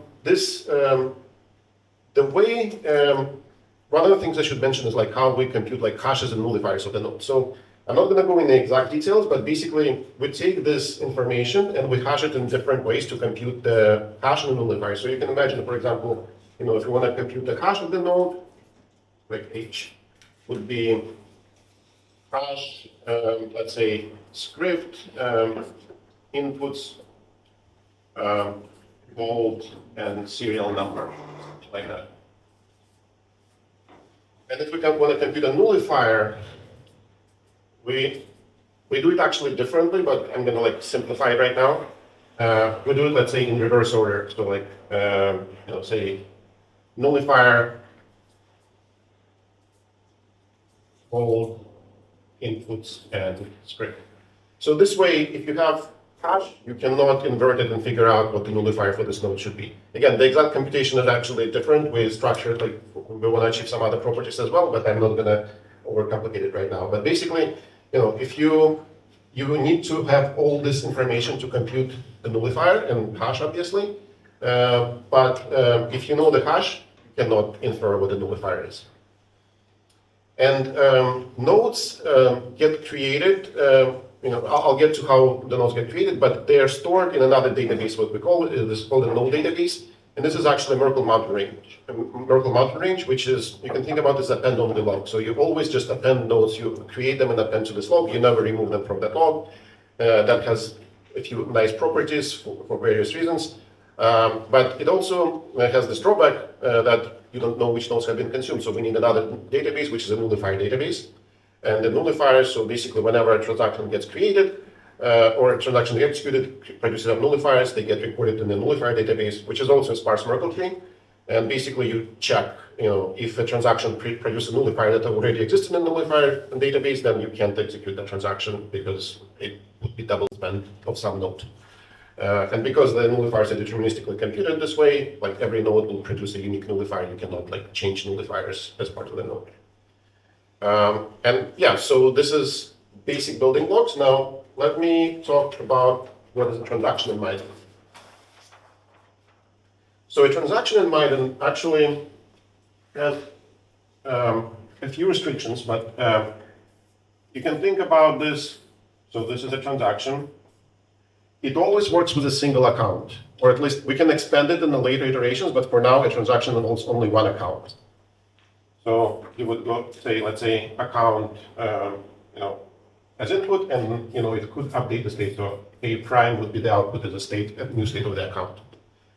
And then the same transaction can consume many nodes. I don't remember exact limitation, but I think we put like 1,000, up to 1,000 nodes. So 0 to, let's say, 1,000 nodes. And it can produce, again, I don't remember the exact number, but say 0 to 1,000 nodes. So you can think about a transaction as, I consume some nodes, I update the internal state of the account regarding to like the rules of what needs to be done as in the process of consuming nodes, and then I can output more nodes. Is that nodes count randomized? What do you mean? So like, let's say, like you consume, I don't know, like 500 nodes, for example, maybe related to like multiple different accounts. But when It's you always related to one account. oh, sorry. Yes. But then you could also say that, let's say when you have one account with like multiple nodes, is there like what's the condition for outputting like I don't know, like 0 nodes versus 1,000 nodes? Like how do I determine like how much actual nodes that Yep, this is determined by the nodes that you consume and some other information, but each of the node scripts may force the account to create another node. So like as you execute, so let's say, as you execute a script of the node, it may say, okay, as part of the script, I want to move assets from this node into this account, and I also want to create a new node that takes some assets from the account and moves it somewhere else. So as basically every node, like you can think about the script as a predicate that can force account to do things that account like exposes via its interface method. So maybe a best way to do it is illustrated kind of in an example. And yes, so like let me do this. One quick thing before I go into this example. But yeah, basically, it's determined by what you consume and what you produce. But basically, if you think about like a typical transaction on Miden, so let's say we have two actors and we want to do a transfer, right? So let's say there's Alice and Bob, and Alice wants to send some, let's say Alice has an account and there's like, let's say 10 ETH in the account. And Bob doesn't have anything. So what Alice would do is would create a node that, and let's say Alice wants to send 1 ETH. So create a node with 1 ETH. And this would be first transaction. And then this node would get recorded in the node database. The new state of Alice's account would be updated and that would be recorded in the blockchain. And then as a separate transaction, Bob would consume this node. So this would be TX2. And then once Bob consumes it, he gets this 1 ETH. So in my model, you actually need 2 transactions to like do this transfer. Now you may say like, well, doesn't that double the number of transactions on a network? And depending on how you do it, the worst case scenario it would double, but actually it doesn't have to. So like you could wait for a week, for example, and then consume all the nodes sent to you during the week in a single transaction. And same, you can send out many nodes in a single transaction, so you actually don't have to, 2x is a worst case scenario. Most likely it will be much, much closer to 1. So it will be more than 1, but it will be much, much closer to 1. All right. Now, how does this node actually get consumed, for example, right? So this was your question. Let me actually say how this node gets produced in the first place. So when we execute a transaction, we have something we call transaction kernel, another terminology similarity. So a transaction kernel executes like this. So let's say this is the kernel, and we start executing, and first we execute some, a prologue. And this collects, for example, like some information about, like, first of all, this verifies that all the nodes that are being consumed have been created. So like it would have access to the MMR of the state, and it would say, okay, all the nodes that you're trying to consume, have they been created at some point or not? It will also compute sum of all assets in an account plus all the nodes that are being consumed, so it has like global view of all the input assets into the transaction, and does a few other things. Now, then it would, like, if you're consuming a number of nodes, it would actually execute node scripts sequentially. In our case, we're not consuming anything, we just want to produce something. And in the end, you can execute something we call a TX script that can be provided by the user. So there's a TX script. And a TX script can be something custom that you can like basically create. And what TX script can do, it can call interface methods on the account. So now we have our account here. And the TX script would make a call. So let's say account exposes the interface saying like send assets, right? So there's going to be a call here, and this would be send assets, and we'll say which asset to send. It will also, contain like a signature verification to make sure that you're authorized to send those assets, like you, as part of executing the script or as part of executing this send assets, you will need to like provide signature. The actual authentication mechanism is slightly different, but I'm not going to go into it now. But it basically calls send asset, and send asset is a function that exists on this account, and as part of send assets, it needs to create another node. So it will create send assets, will take the assets out of the account vault and create a node. Send assets will send like recipient, or as a parameter, you would probably provide a recipient. I'll just put it R. And you will need to provide the actual asset. So like as parameter to send asset, you will say, okay, I want to send this asset to this recipient, and then it will create a node here that will have a script which is defined by this recipient. And I'll get into this a bit later. So this recipient value will define the script of the node as well as inputs, and then it will define the assets of the node. So like the output node will have, it will have like this R value actually like breaks down. So like I should have drawn this node a bit bigger, but there will be this asset that the node takes. It would have some script that is part of this recipient. It would have the inputs that are also defined by this recipient, and it would have the serial number.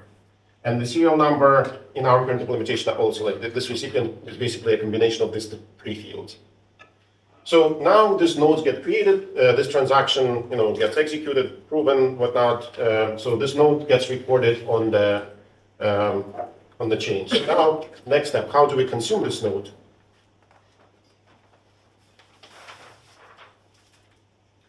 So let's say yes. Is the TX script, is that the script that was inside the node being consumed, or is that? TX script in this case is, oh, sorry, I actually didn't finish this. The TX script is a script that a user can provide with any transaction, a custom script that you can provide. It's basically, the semantics of this is that you execute all node scripts for input nodes, and then you can execute a custom TX script at the very end. Yeah. So the other thing that I didn't finish, there is what we call epilogue, which does a few things, but the main thing that it does is it computes sum of all assets in the final account state and all output nodes, and it makes sure that sum of input assets is the same as sum of output assets, and that's how we make sure that there are no new assets created or destroyed during this transaction. So we basically, in this case, like, if you had 10 ETH here in the beginning in the account, and then you created a node with 1 ETH here, but you didn't update the account state, the transaction will fail because you need to subtract 1 ETH from the vault of the account. Otherwise, the sum of inputs will not match the sum of outputs, and like the epilogue will basically fail execution. So how do we consume this node? Am I running out of time or? But please go ahead, maybe like extra 5 to 10 minutes. Okay. So let's say we have this node with our asset, our script, our inputs, and serial number. Then there is like some other account. This is Bob's account. And Bob can create another transaction that will basically say, okay, I'm going to execute, so I'm going to have my, wasting the vehicle, but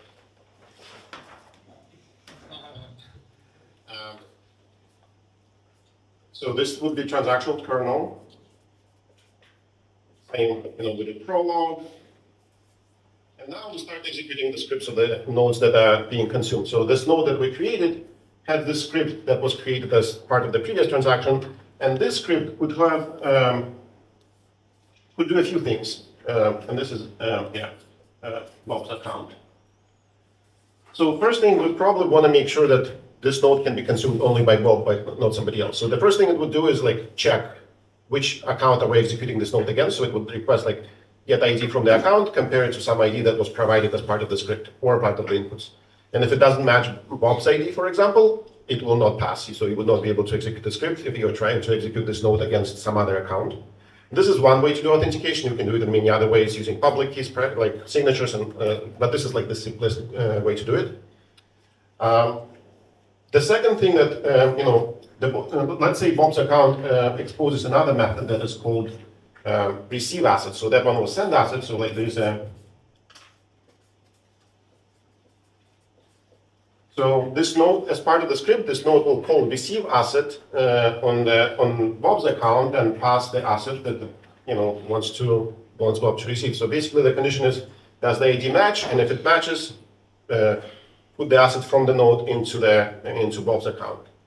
And then, that transaction also gets executed this way. So now we have basically for this to work, Bob's account needs to have this receive asset method, and it needs to be this method needs to have very well defined semantics. We achieve this by the way we structure programs in Miden VM is that they are localized abstract syntax trees of the actual program. So hash actually commits to the entire program. So what it actually exposes is the root of the localized abstract syntax tree, or MAST for short. So if you have receive assets, you cannot swap it out for a different implementation. It will always has to be the same semantic, and you know exactly what receive asset. Everybody will know exactly what receive asset does. And if Bob tries to cheat and do something else as part of this receive asset, I mean in this case there is not much to cheat with, but in some other cases there might be. This will not pass. So I didn't get as far as I was hoping.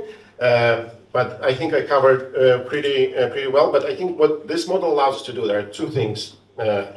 First, every transaction can be proven individually. Because every transaction touches only the state of one account, it can be proven, all transactions can be proven in parallel. And also all of them can be, not all of them, some of them, or hopefully most of them can be proven on the client side. So the fact that I'm sending some assets to Adam, for example, I create one transaction that sends out something out of my account, I prove it locally, submit it to the network, and then Adam consumes that node into his account, and he creates another transaction, proves it locally, submits it to the network. So all of this can happen in parallel, and most of it on the client side. What cannot happen on the client side is interaction with something like a Uniswap, for example. So I didn't cover how something like Uniswap would work, but basically what you would do is you would have one Uniswap contract, you would send a bunch of nodes to the, different users would send nodes toward the Uniswap contract. As part of the condition in the node, you would say, for a Uniswap contract to consume the node and claim all the assets, it needs to create a node that is directed back to my account. And then you would have a few nodes, or maybe many nodes, targeting Uniswap account, and then the block producer would actually put them and sequence them in a transaction, single transaction, apply all the nodes to Uniswap account. Those, by applying them, they would produce more nodes that go back to our individual accounts, and then we can consume those nodes back privately. So you send something privately and you consume privately. So Uniswap, basically what is seen on chain is that somebody is interacting with Uniswap account, they see amounts, but they don't know who is interacting or who is getting the funds back in the recipient nodes. Okay. And that part is some aspect of public states. Correct. So the other aspect that I didn't describe is because of the structure of the account, we can actually, we don't have for private wallets and things like that, you don't have to store the state of the account on chain. The only thing that you store on chain is the hash of the account, and the entire asset tree and the entire storage can be stored locally on your device. For low value accounts, maybe that makes sense. or more high value accounts, you probably want to have some backup solutions, either simple backups or like some data availability or not data availability, but Recording in progress. yeah, like data storage solutions that maybe somebody signs off on this before you're allowed to update the state of your account and so forth and so on. But the idea is that for most accounts that don't need to have the shared public state, you don't need to put them on chain. You just put like 40 bytes, regardless of whether you own 100 assets, 1,000 assets, whether your storage is 1 gigabyte or 10 kilobytes and things like that. And similar with nodes, like you can actually just put a hash of the node. It makes it more difficult to discover, and you have to have a side channel. But if you have a side channel, you just put hash of the entire node on chain. You don't put anything else. If you don't have a side channel, you need to put an encrypted version of the node on chain, and then yes, that's to the state. But that's kind of the trade-offs you need to make. And that's also like the question of cost. So because you can do a lot of computations client-side, and you actually can do a lot of storage client-side, you would assume that the fees associated with private transactions should be much lower. Like if I am doing all the computation myself and I'm storing all the data myself, I don't need to reveal it publicly. Like the network does not need to bear the cost of computing the transaction, verifying signatures and all that stuff. The network doesn't need to carry my data. Therefore, if I'm private, transactions for me would be cheaper. But and I wanted to cover a bit more, but hopefully this was useful. Yeah, thank you very much, Bobbin, for the great whiteboard session. Thank you very much. All right. Hi, everybody. My name's Ravital. I'm the founder of Sunscreen, and you're going to hear all about fully homomorphic encryption, some of the challenges we've experienced in trying to make fully homomorphic encryption accessible to developers, as well as some of the open challenges in the space. To kind of start us off, let me briefly go through what FHE is. Hopefully this is just a recap, but at a high level, you can think of fully homomorphic encryption, aka FHE, as an extension to a public key encryption scheme, where in addition to being able to generate keys, encrypt, and decrypt data, now you can perform computation directly on the encrypted data itself. And when we talk about performing computation on encrypted data, that's what the fully homomorphic part refers to. We can add ciphertext together, or we can multiply ciphertext together.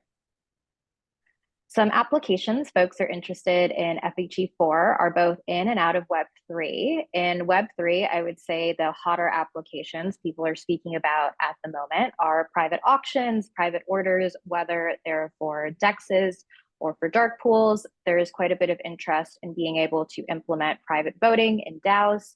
Outside of the Web3 space, we've seen quite a bit of interest in private machine learning. So for example, private inference or private predictions, as well as private training. There is also quite a bit of interest in being able to do analytics for user data. FHE has a much shorter history than comparable privacy technologies. So it's worth maybe briefly going over. The idea of constructing an FHE scheme dates back to the 70s, around the time RSA was proposed, but it took over 30 years to successfully construct an FHE scheme. That was done in 2009 by Craig Gentry as part of his PhD thesis. The first generation of FHE was incredibly slow, so I've heard all kinds of estimates, but over 10 minutes to multiply two encrypted numbers together using Gentry's original FHE scheme. The second generation of FHE kicked off around 2011, 2012-ish, and has continued on to 2016. In terms of how the second generation of FHE improved on the first generation, it significantly improved the times to do arithmetic over encrypted data. It dropped it down to, we'll say, around milliseconds, seconds time. But there were still some challenges around doing a specific operation called bootstrapping. So if you want to do truly arbitrary computation on encrypted data, you need this special operation called bootstrapping, and that was quite slow in the second generation of FHE schemes. Some notable second generation FHE schemes include BGV, BFE, and CKKS. In terms of what's relevant to the Web3 space, I would probably focus on the BFE scheme.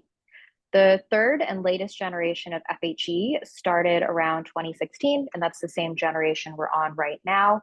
The main scheme from the third generation is the TFHE scheme. In terms of how the third generation improved on the second generation of FHE, it now allowed for more arbitrary computation on encrypted data. So second generation was very much focused on being able to do arithmetic and build up to doing polynomials over encrypted data. With the third generation, you could now do comparisons on encrypted data, for example. It also significantly improved the times to bootstrap. So going from a scheme that does, we'll say, kind of bounded depth computation to truly unlimited kind of depth computation. One thing to kind of point out here is that it isn't necessarily the case that the third generation of FHE is all around better than the second generation. Depending on what you're trying to do, you may want to go with something in the second generation of FHE, or if you're very heavy on doing things with comparisons, you probably want to stick with the latest generation of FHE, which is TFHE. So you want to work with FHE. What do you have to do to get started? I've decided to kind of compare and contrast the FHE experience with ZKPs, since most people are a lot more familiar with that landscape. So when you're working with ZKPs, one of the first things you might think about is, what is the most appropriate proof system? And that might involve asking yourself the following questions. What kind of prover and verifier times am I okay with? What sorts of proof sizes do I need? And what kind of trust assumptions can I live with? The equivalent in FHE land would be thinking through what the most appropriate FHE scheme is. And that requires asking yourself, what kinds of computations am I going to do? Is it going to be very heavy on arithmetic, or is it going to be very heavy on comparisons and sorting? You also want to ask yourself, what kinds of computation times am I okay with? Can I live with slower times, or do I need very, very fast times for certain operations?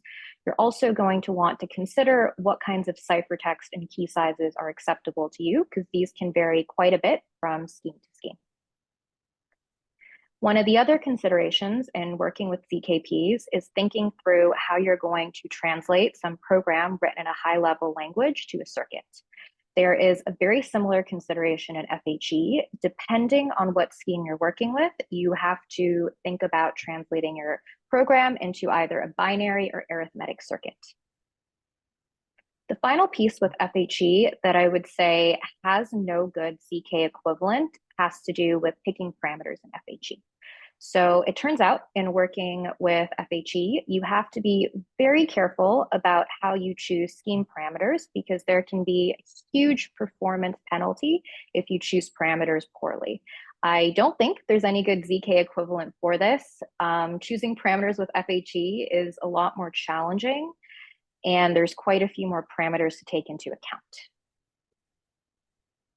So in terms of the challenges in using FHE in any kind of application, I would say the issues fall into one of two buckets. Either you have very serious performance issues because FHE is very sensitive to how you choose parameters. You also have some challenges with thinking through how you are going to effectively translate your program into a circuit. On the usability side, there are some challenges with regards to encoding. So how do you go from plain text data or totally unencrypted data to ciphertext? There are different encoding techniques with various trade-offs. You have some challenges as well in terms of explaining a brand new programming paradigm to engineers. So when you're working with FHE, you are not able to, in any easy way, do data-dependent branching. How are you going to convey that problem to the developer? The other challenge I would like to point out in working with FHE on the usability side has to do with operations. In addition to being able to do computation over encrypted data, encrypt, decrypt, generate keys, you now have some very strange operations that engineers haven't seen when just working with public key cryptography. You have things like relinearization, modulus switching, bootstrapping. How are you going to explain these to the developer, and how are they going to effectively use these? So to sum up the experience of using FHE today, it's a technology created by cryptography experts for other cryptography experts to use. The question people started asking in this space let's say around 5 to 7 years ago, was can you build some sort of compiler that makes FHE easy for engineers to use? The answer is yes, but with a fairly large caveat that any such FHE compiler has to be domain specific. It turns out that an FHE compiler for ML engineers, for example, is going to look very, very different to designing an FHE compiler aimed at DeFi developers. So how can an FHE compiler improve the overall developer experience? Well, you would hope it can broadly address the performance issues I mentioned. So it could help you in figuring out the best parameters to achieve a certain level of security, as well as give you the best performance possible for what you're trying to do. It should set up all the circuits for you, because most developers don't want to think about programs in terms of arithmetic or binary circuits. And ideally, for any FHE specific optimizations, the compiler should insert those in for you as well. On the usability side, you would hope that such an FHE compiler can abstract away any FHE specifics. It should abstract away anything to do with circuits. And for that kind of pesky encoding process of going from plain text to ciphertext, ideally the compiler handles that problem for you as well. So that leads us to some of the work we've been doing at Sunscreen, and we have built an FHE compiler. The idea here is that the developer writes some Rust program. There are some restrictions on what they can write in their Rust program. And then our FHE compiler will take your Rust program and translate it into its FHE equivalent program for you. So concretely, our compiler figures out what are the best scheme parameters to get you the best performance possible. It inserts in FHE specific optimizations for you. It hides away everything to do with circuits. And if the program can be parallelized, the compiler does that for you as well. We definitely believe that FHE is an evolving landscape. There will continue to be new schemes proposed. So we designed our compiler in a very modular way so that it's scheme agnostic.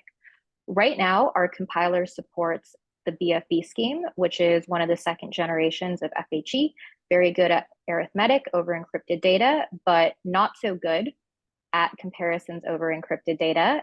The next scheme we're working on supporting is the TFHE scheme, which is one of the third generations of FHE, and that scheme is great for performing comparisons over encrypted data.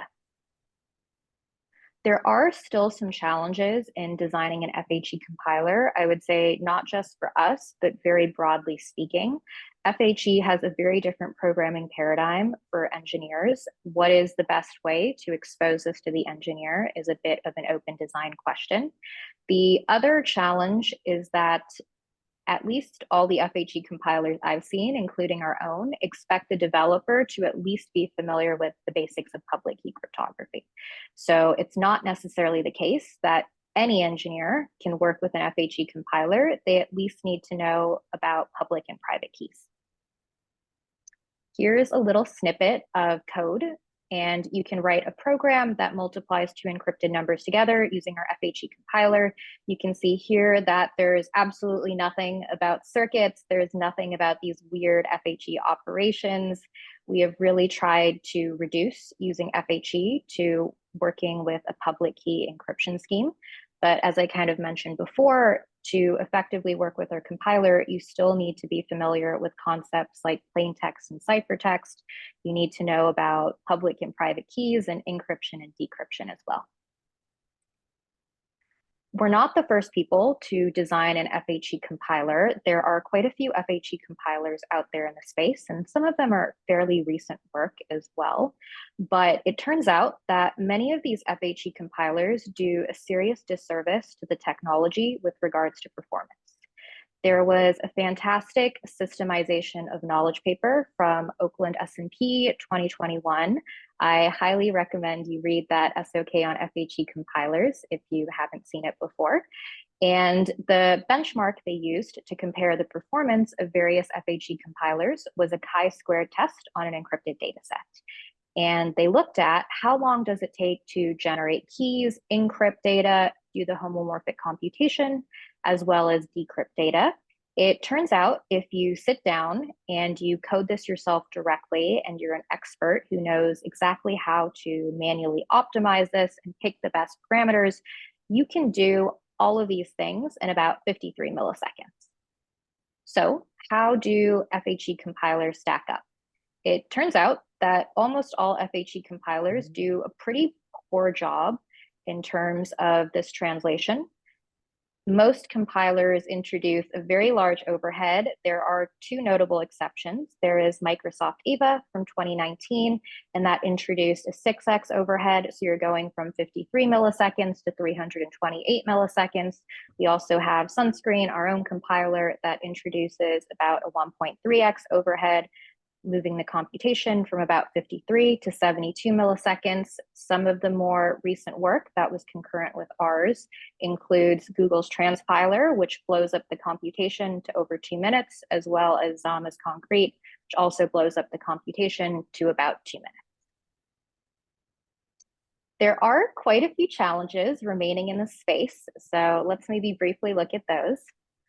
The first major challenge with FHE and Web3 has to do with deployment. Okay, you've built an FHE compiler, now what? How exactly do I use this FHE compiler on a blockchain?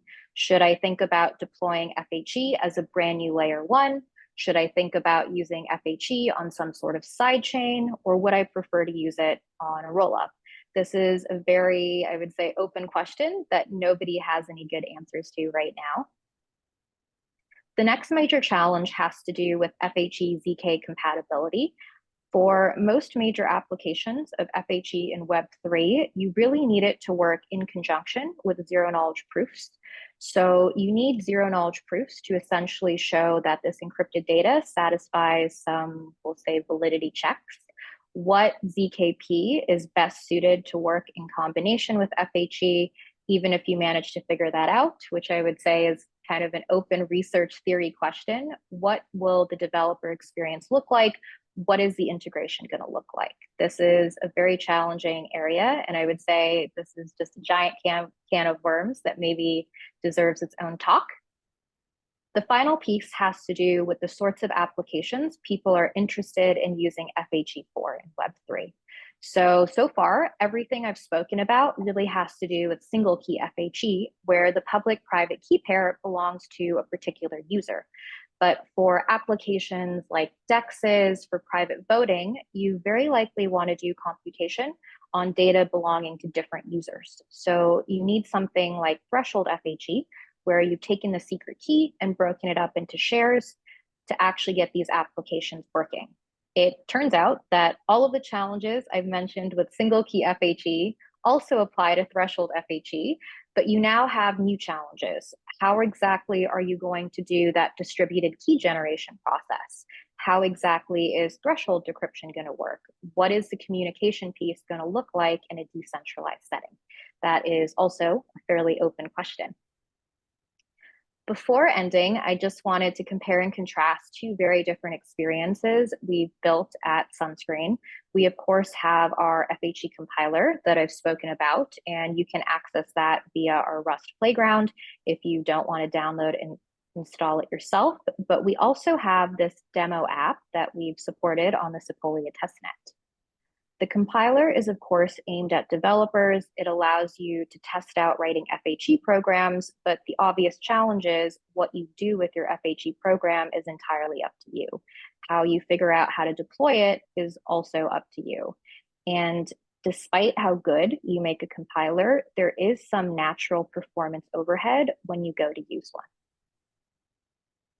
An entirely different experience that we launched last week is a first price sealed bid auction, and this uses FHE behind the scenes. We have sat down and hand-tuned the actual FHE program to meet performance goals. So we have gone beyond what any existing compiler, including our own, can do. We have sat down to figure out what is the exact precision we need to get a certain kind of performance met. We have figured out what the error rate should be. We have gone and figured out, we'll say, about 10 different parameters ourselves. It, of course, required thinking through what the architecture of this program should look like. So how do you go from a program that doesn't have privacy to something that does have privacy with FHE. How exactly are you going to expose FHE to the end user? What should the UI look like?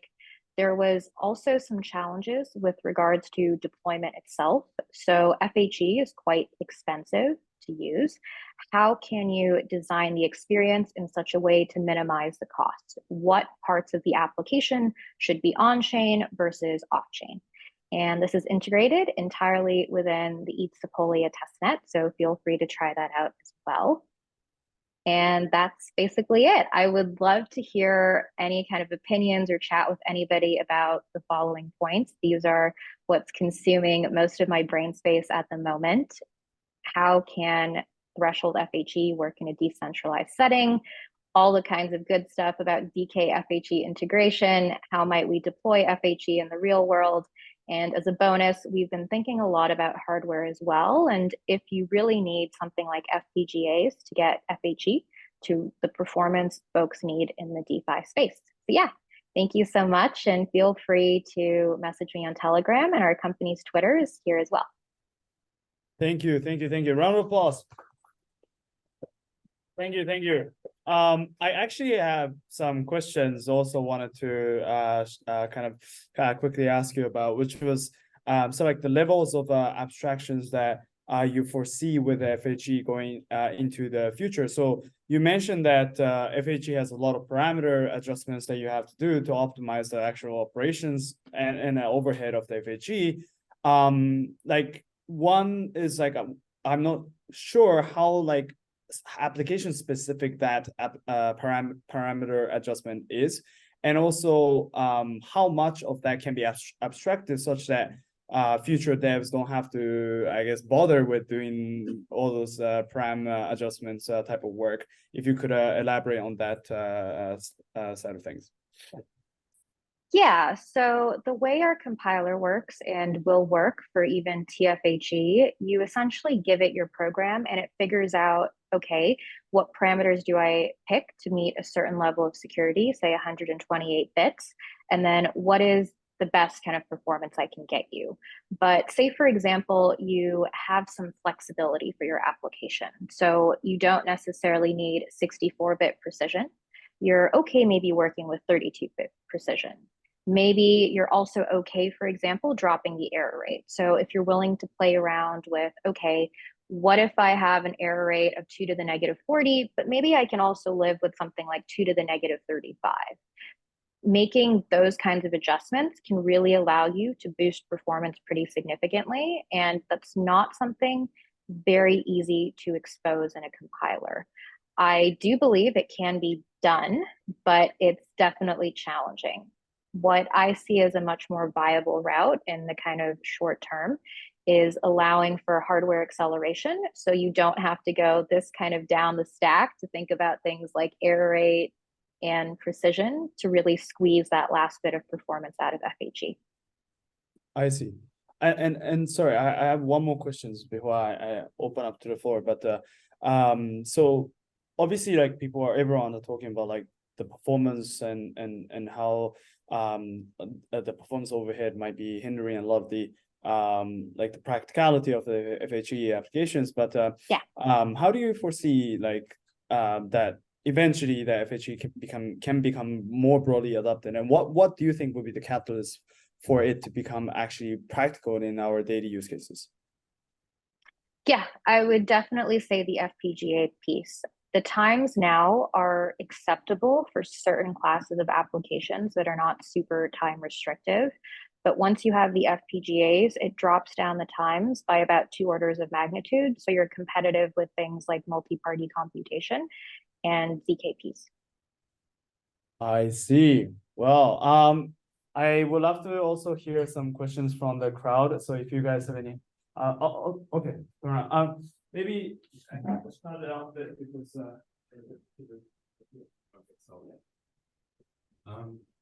yeah, good. Thank you for the talk, especially since you mentioned multi-party computation. I'm a bit fuzzy on the difference of the goal of homomorphic encryption and things like garbled circuits where we have privacy of inputs and like obliviousness of operations. done. So could you speak a bit more to the difference between the goals of FHE versus like multi-party compute based on garbled circuits?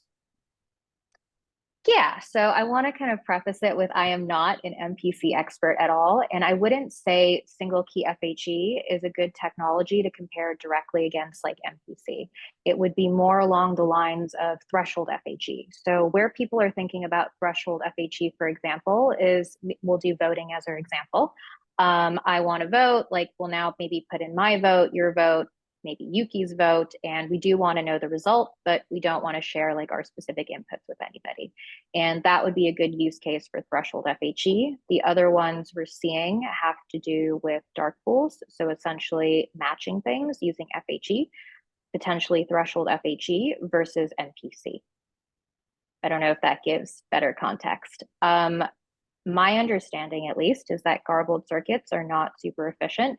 The other kind of overall challenge really has to do with what kind of communication you're expecting between the parties. I would say MPC is very well suited for Web 2 use cases where you don't mind quite a bit of interactivity. Maybe you don't mind doing some offline bit ahead, but threshold FHE really reduces all of the communication.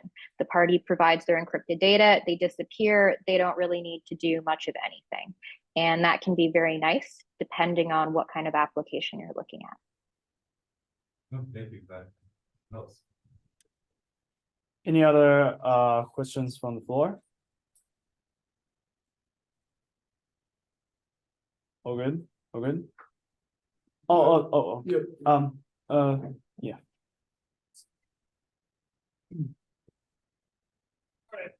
All right, Adam. Yeah, so kind of broad question. So has anyone done any tests? Like what amount has been done with stacking ZK with FHV? Like what do the numbers look like? Is there,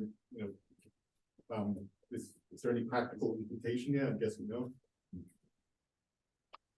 Yeah, so we have been doing some of this work ourselves. We have a ZKP compiler, and the eventual goal is to be able to combine both the FHE and ZKP compilers. So in terms of why even the code looks like this, the goal is eventually that in addition to being able to specify FHE programs with a specific FHE scheme, you will also be able to write things with ZKP programs specifying the particular ZKP system you would like to work with. Depending on what you want to do, the times can be pretty bad for all proof systems we've seen. So if you're kind of looking to prove that some input is well formed, the times are around 20-30 second range for kind of a reasonable machine, say like my MacBook Pro that I'm on right now. Verification times, if you're willing to throw a decent amount of hardware at it, so we're talking bigger AWS instances, you're getting around 1 to 2 seconds verification time. There is some work from other folks in the space to improve at least the prover times as well as some of the proof sizes. So the proof sizes we were seeing were around 1 to 2 kilobytes. There is some work to kind of drop it to the hundreds of bytes range. Also, just something I was thinking is like, is it fair to say that if you are using ZK-FHE, then your assumption is that you are running your FHE on a single machine and that you don't obviously have to, I guess, trust the validity of the compute, but alternatively, could be that you use TFHE in a way that you kind of have a, I guess, re-execution of the same compute across like different nodes that are sharing the keys. Is that sort of like the alternative options where you kind of like have more trust-based instead of like the proof-based approach here? Yeah, you can definitely have that. So it is an option for everyone to re-execute the FHE computation, but for that to be particularly viable, you almost certainly need those parties to be using FPGAs to get like very, very, very like fast times. So if we're talking like we want maybe in like 500 less milliseconds, depending on the computation, you really do need the FPGA piece.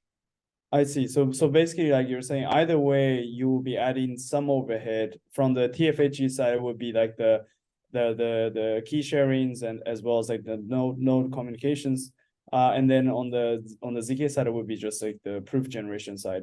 So like it's kind of like a bit of a trade-off, and both are kind of like a trade-off in terms of like having more overhead on top of the FHE compute. Yes, I would say that is correct. Gotcha. Oh, there's a few more questions. Hey, Speak it up. I want to ask a broad question. What do you think about FHE EVM versus ZK EVM in terms of scaling programs? Yeah, if I heard the question correctly, it was FHEVM versus like ZKVM. I don't think FHE is like a good scaling solution personally. It's a great solution for applications where you need privacy and you need to do some computation on different users' data. So I would stick very strongly to it's maybe great for DEXs, it's great for dark pools, it's great for MEV related stuff, potentially block space auctions, but is this going to be like the scaling solution? I don't think so. I think ZK is much better suited to scalability, whereas FHE is suitable for privacy. Gotcha. Daniel? Hello. Yeah, I'm Daniel. So I just have some very interesting questions. Like I only have very basic knowledge about HE. I do know, like in HE encryptions, there are like PHE, right? Partially like HE, and there are also like somewhat, they call somewhat HE, and they also have something called like FHE, right? Which is the ultimate goal of all the encryption. So what I'm thinking is, if like because right now FHE is still like we don't know whether we can actually achieve FHE, like we can achieve economic FHE, right? So why not there are some applications using like somewhat HE, they call it SHE to build some applications, because like most blockchain EX like just multiplication and like plus and minus, right? Like even Uniswap is just x times y equals to k. So why not in the middle part? Like let's do SHE instead of Z, even called ZK SHE. Like we don't achieve like fully like FHE. So what is the reason behind? Yeah, so there are quite a few applications that don't do both operations on encrypted data. So you're right, there's kind of fully homomorphic encryption, there's partially homomorphic encryption, and somewhat homomorphic encryption. There are places where you can just get away with doing like addition and multiplication by a constant. So for example, there's Penumbra, which is trying to like implement some kind of batch auction. They really only need to do addition on encrypted data. So they don't need FHE. They just use El Gamal, if I'm not mistaken. But there are other cases. So for example, I want to do an auction and I want to sort it. Maybe I want to know what the second highest bid is. That cannot be done with the other technologies. That really requires the full power of FHE. So depends what you're looking to do. Plenty of applications can suffice with just doing one kind of operation over encrypted data. Other applications really need more to make them doable. Thank you. Any more questions? All good? All good? All right. Okay. Thank you very much today, Ravital. Sorry for the camera glitch here, but we're all smiling here and super excited for the FHE stuff. So thank you again, Ravital, for the great presentation today. Thank you very much. Thank you. Thank you. Thank you. Bye, guys. Thank you. Hey, so thanks a lot, everyone, for sticking with us this late, like it's 7:30 or something. And I know it's really late, and I'm the only roadblock between you and the dinner. So I'm trying to be a little bit quick, and we are also late. I know it has been a long day, starting with Vitalik's talk. So I know that you are all tired, so if you are lost, it's okay. Just feel free to interrupt me and ask questions. Or if you are completely lost and you don't want to ask questions because you feel embarrassed, then you can just read the paper. It's a nice cryptography paper. Obviously, I'm biased. So it's called Cicada, which is a private non-interactive launch in voting and auctions. Joint work with Noemi, Michael, and Joe. And let's start off with some interactive questions. So how many of you have ever bidded or bought an NFT on OpenSea or whatever? All right, so I have bad news for you guys. Like all of your bids are on the public blockchain, so everyone saw them, how much you were willing to pay for those NFTs. How many of you have ever participated in a DAO voting? Like Uniswap voting or Compound? Okay, I have bad news for you guys because all of your ballots or your votes are publicly visible to everyone on layer 1 or layer 2 or wherever this vote took place.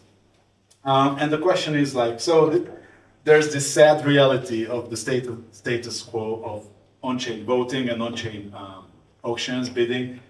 So the votes are public, there's a trusted third party.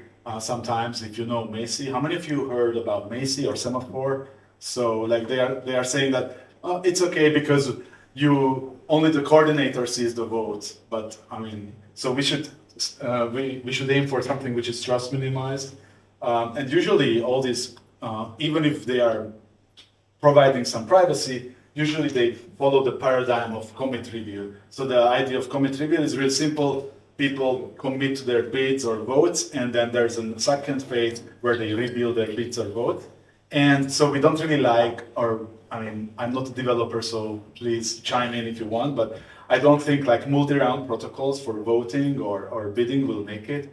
So I think if I was a developer, I think it's a usability hurdle and there should be a lot of frictions. So we would like something which is non-interactive. So we want that all our NFT bids and on-chain governance votes are private, remain hidden. We want a solution which is trust minimized. We don't want to trust a single coordinator for privacy because it's not really private. So we don't want to trust in anybody. And we also don't want a multi-round protocol. We want a non-interactive protocol. You just submit your secret bid or secret ballot.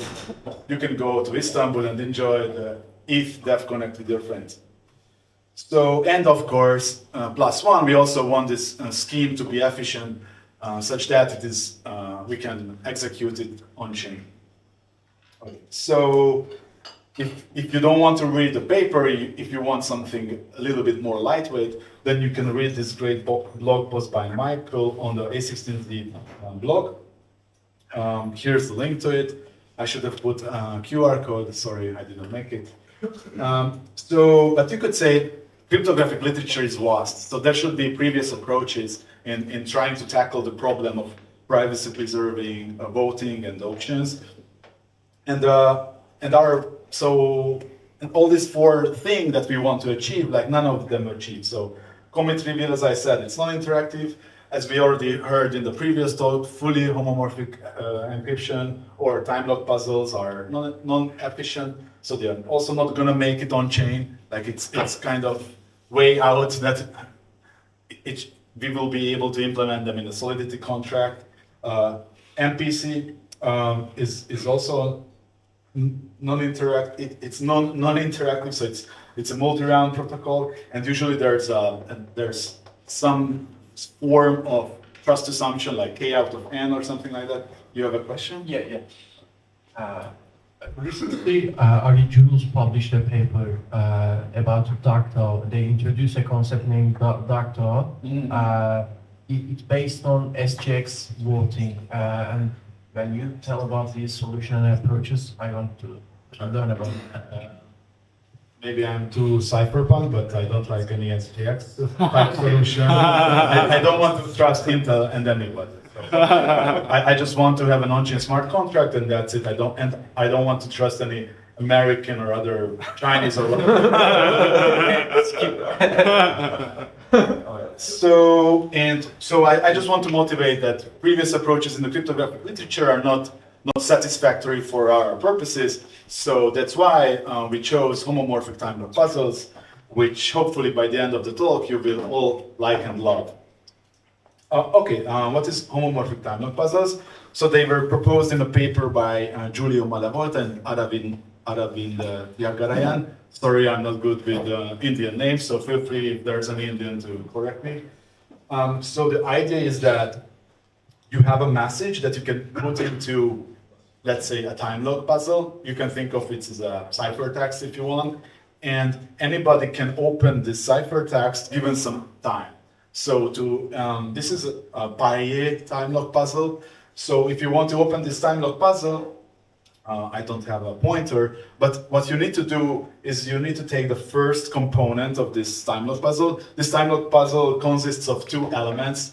The first one is an element modulo n, the second is an element modulo n squared. And if you want to open this ballot or bit, all you need to do is you need to take the first component and raise it to a delay parameter. A delay parameter which will basically it's repeated squaring. If you do enough repeated squaring, then you will be able to recover S, which is some secret.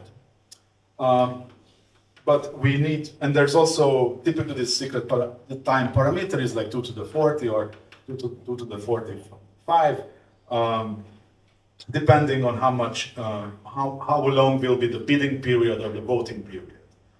And there's also another type of time lock puzzle called exponential algoma, because it's basically algomal encryption, but in the exponent. If you're not a cryptographer, it's fine. It's just only for the cryptographers, or if you're interested in cryptography. But what we really want is to do some basic operations, as Daniel's question alluded to. Why aren't we satisfied with full, partially homomorphic encryption or time lock puzzles? And this is enough for voting, for instance. And so what we want is not only time lock puzzles, but homomorphic time lock puzzles. So we want the ability to do some basic operations on top of the time lock puzzles, namely addition.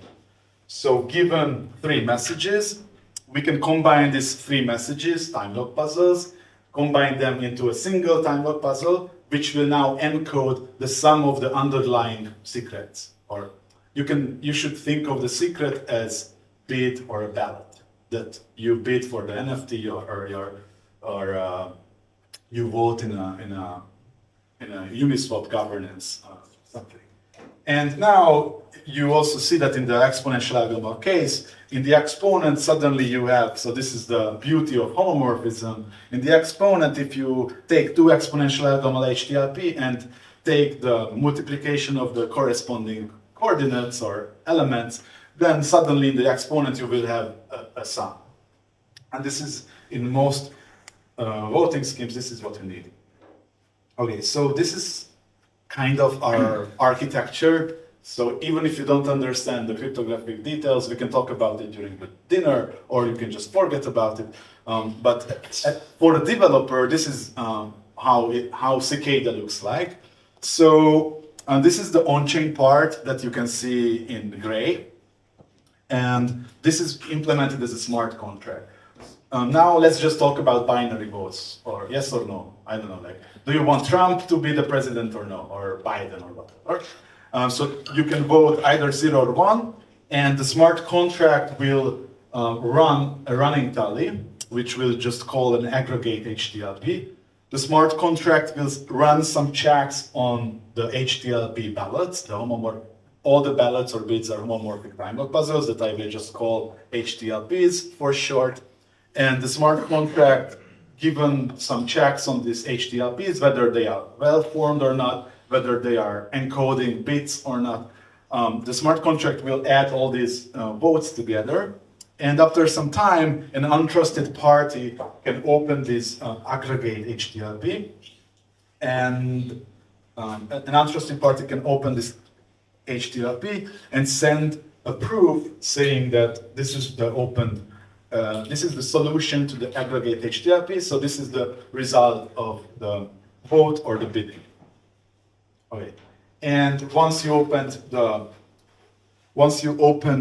or this untrusted server opened this aggregate HTLP, then we might do some computation on top of this sum of the secrets, and then we can announce the winner in case of an NFT bidding or the result of the voting. Note that now we only have, I mean, it's still better than the status quo. We only have privacy to the point where the untrusted server opened the aggregate HTLP. Because by the time, anyone could have solved all the rest of the bid or ballot HTLPs. In the paper, we also show how you can extend this partial privacy, if you will. But for instance, Optimism said to us that for them in their in some of their applications, it's enough to have this partial privacy. But in the paper, we will show with some clever cryptographic techniques, we can have a privacy forever, even with HTLPs, which is kind of a nice, interesting new result. Okay, so that's the period where we have ballot privacy, and then in the paper we show how to have privacy forever. Okay, so what do we do is we show in the paper how to have how to support with homomorphic time lock puzzles different types of voting schemes, because you might not only want to run binary voting, but maybe you want to do cumulative voting, range voting, quadratic voting. So in the paper we show how to implement with HTLPs these different types of voting schemes. Rank choice voting and so on. We show how to do sealed bid auctions with HTLPs. So if you remember, my first question was like, have you ever bidded for an NFT? So if you would use, or OpenSea would have used Cicada, now all your NFT bids will remain private. Show in the paper how to have everlasting ballot privacy. And this is not that important for this audience, but there's some more academic results in the paper. So basically, what's the different properties of these voting schemes is summarized in the table. This might be too fancy before the dinner. There's not much carbohydrate in your brains, but the point of this table is that cryptographically all these different schemes that the social scientists and political scientists came up with, it's kind of easy to cast in our formal languages, or they are all homomorphic and nice. Basically, we just need to add things up, either on vectors of integers or just on, like, binary is the most simple, because in a binary voting you just need to add integers. But let's say if you want to have binary voting for multiple, that's called approval voting. So if there's multiple candidates, then you can think of all these binary votes for the multiple candidates as a vector of integers. So even if just we add integers or vectors, they are the same. Okay, it's easy to represent vectors in case of multiple candidates. It's easy to represent vectors as integers. Basically, you can think of like a map all the vectors to some numeral system into some, let's say if there, okay, I think I lost you guys. So there are many ways. Given an integer vector, it's easy to map the integer vector into an integer, which is obviously might be a huge integer in a bijective way. And basically we want that certain ballot is mapped to an integer, because inside the time lock puzzle, we can only put an integer, not an integer vector. And there are two ways to do it. As far as we know, the second method is somewhat new and was never in the literature written down. Okay, so let's just stick to the most simple example, binary vote. Do you want Trump to become the new president or not, or do you want Biden to remain? So again, R is some randomizer. S is the secret, so either 0 or 1. So this is how an exponential HTLP ballot looks like. And the user, when they submit their vote to the smart contract, they need to prove that this ballot is well-formed. What does it mean? It means that the user needs to prove that this discrete logarithm is either 0 or 1. This is what they need to prove with NIZ case. So more formally, the statement is that the discrete logarithm between u and v is the same. So the discrete logarithm between u and g is the same as the discrete logarithm between v and h. Or this is in the case if the user voted 0, or the user needs to show that the discrete logarithm between u and g is the same, and v times inverse of y and h. So my point is that you can prove this with some you don't need ZK snark. Like all the day we were hearing about ZK snarks and these heavy tools like nuclear bombs, but you can do this with some nice algebraic proofs called sigma protocols. So with the sigma protocols, you can prove that an HTLP either encodes 0 or 1. And the tally will look like, so if the smart contract accepts this proof, then the tally HTLP, the aggregate HTLP, will encode, will be refreshed, will be updated, and it will encode the sum of the, due to the homomorphic properties of exponentiation, it will encode the sum of the votes. So you can imagine that as more and more users are adding their ballots to this running tally, you will have more and more S1, S2, S3, S4, blah, blah, blah. So at the end of the protocol, someone will solve this aggregate HTLP, and then we can recover this in the expo. Okay, here you can see how we can have HTLP-based voting scheme for cumulative voting or sealed bid. Maybe let's talk about it during the dinner.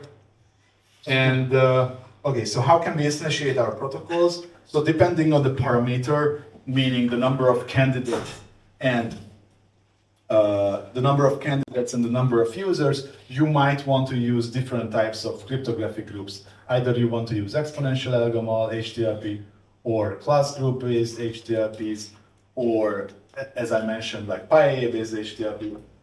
Maybe this is already in the weeds. I don't know how much time I have left. Some performance evaluation. So we have a nice implementation on GitHub. It's open source. If you go to, I will have a link to that. I will have a slide about that. So if you go to github.com/a16z/cicada, you can have a look at our open source implementation. We also wrote in the paper some performance evaluation. So as you can see, like it's not that super efficient on chain. So maybe you want to do it on a layer 2. So for instance, if you want to do a sealed bid auction with 14, or this column, this row is the number of bits in the bid, so the precision of the bid.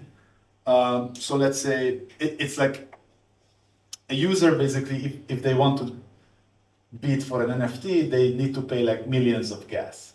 I know it sounds bad, but they will have privacy. Maybe it's not a satisfactory answer, but yeah, this is the state of the art. So we definitely should improve on these numbers. Yeah, so for a binary vote, if you want to cast like whether you want to vote for Biden or Trump, then 500,000 gas, let's say $10. If you want to do a cumulative voting, then it gets heavier, like $100. Sealed bid auction is again like $100 for a 8-bit bid. So you need to specify the precision of the bid, and the more bits of the bid there is, the more gas you need to pay for these ballot correctness proofs or bid correctness proofs. Because whenever a user submits a bid or a ballot, they need to prove that the bid or the ballot is well formed, and usually these proofs are quite heavy on chain. But obviously you could throw a snark on it and then it will become easier or more gas efficient to verify, but we didn't do that. It's maybe left as an exercise for all of you guys, because you are much better than me in implementing ZK snarks. So obviously you can prove all these statements inside a snark, and then it will be much more efficient. All right. I'm not going to explain how we can have everlasting ballot privacy, although that's one of the interesting contributions that we had. Yeah, so this is where you should go. I think this is maybe more interesting to this audience. So we have a nice repo with all the code, which is open source. Yeah, future work. Hopefully, Optimism will implement it for the retroactive public good funding. Who knows? Fingers crossed. If you're interested in implementing it or deploying it for some application in your DAO, or I don't know, let me know. Would be really curious to hear it. Yeah. we should definitely make cicada more performant. We could use correctable multiplication algorithm and so on, many other techniques. Or you could just prove everything inside the circuit, inside the CK snark, and then like a clonk or a Stark or whatever, and then it will be suddenly become much more efficient, but obviously it will also cost a lot of developer time. Yeah, and sadly we need to rely on a trusted setup because we are using RSA groups. Okay, so there are many more details that I don't want to talk about now. Maybe we can expand on it during the dinner because I hope, yeah, I hear that all of your stomachs are empty. So maybe I will just wrap up. Feel free to shoot a mail to Noemi, to me, or Joe, Michael.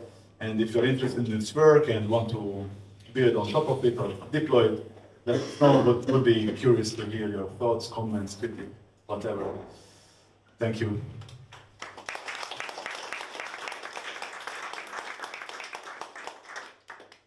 All right. Any questions from the audience here? Oh, Bobbin. So is the main part of the cost of like whatever needs to be done on chain is elliptic curve operations, or is it something else? Yeah, good question. So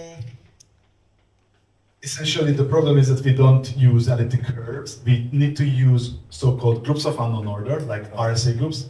So these are large integers with 1,000 bits, and obviously these are not supported natively in Solidity. So Michael developed a nice library which builds on top of Solidity. So as you might all know, Solidity only supports integer arithmetic for 256 bits, but for factorization to be hard, we need much larger integers of size more than 1,000 bits.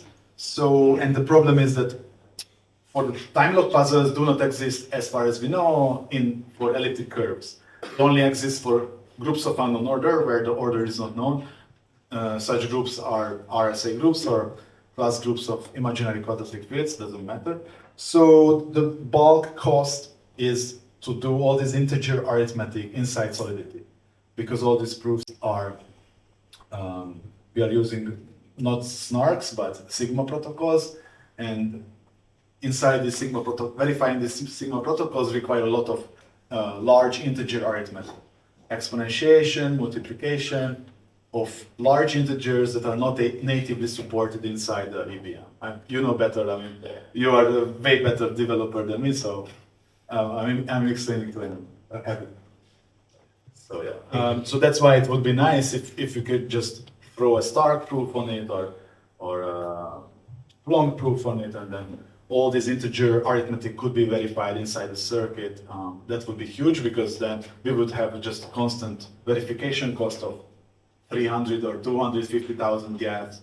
But I suppose implementing integer arithmetic inside Noah, it's not that critical. I don't know. I mean, like, You could certainly do this. certainly do it. If you want to chime in. Oh, okay. I mean, like doing groups of unknown order in Ours. Ours. Yeah, yeah. No, I mean, it's certainly that's kind of the core use case. I don't know how performant it would be, or if it would blow up the compiler, but. Can you use non-determinism to speed it up, like inside the ZKP, or you cannot, like you need to compute everything in a proper way? What do you mean by non-determinism? Well, so in ZKPs we can, let's say, provide the answer, and like if the answer is much easier to verify, then you would like compute it outside of the ZKP, provide the answer, and just verify the answer inside the ZKP. Yeah, I think like, so for instance, I think you can have some techniques like this to verify multiplication, for instance, or exponentiation. I can see it for multiplication, not sure for exponentiation. So for such techniques, I would be really interested to see, to make, as Adam said, like to not blow up the compiler. I'm not sure if those are the words you were using. Yeah, no, I mean, it shouldn't. It should, like, it should work. Like, it should work. You might just hit some practical issues that would just then be for bug reports, not would work very but generally, I would be really interested to hear or learn about all these tricks that we could use, not only for RSA, but yeah.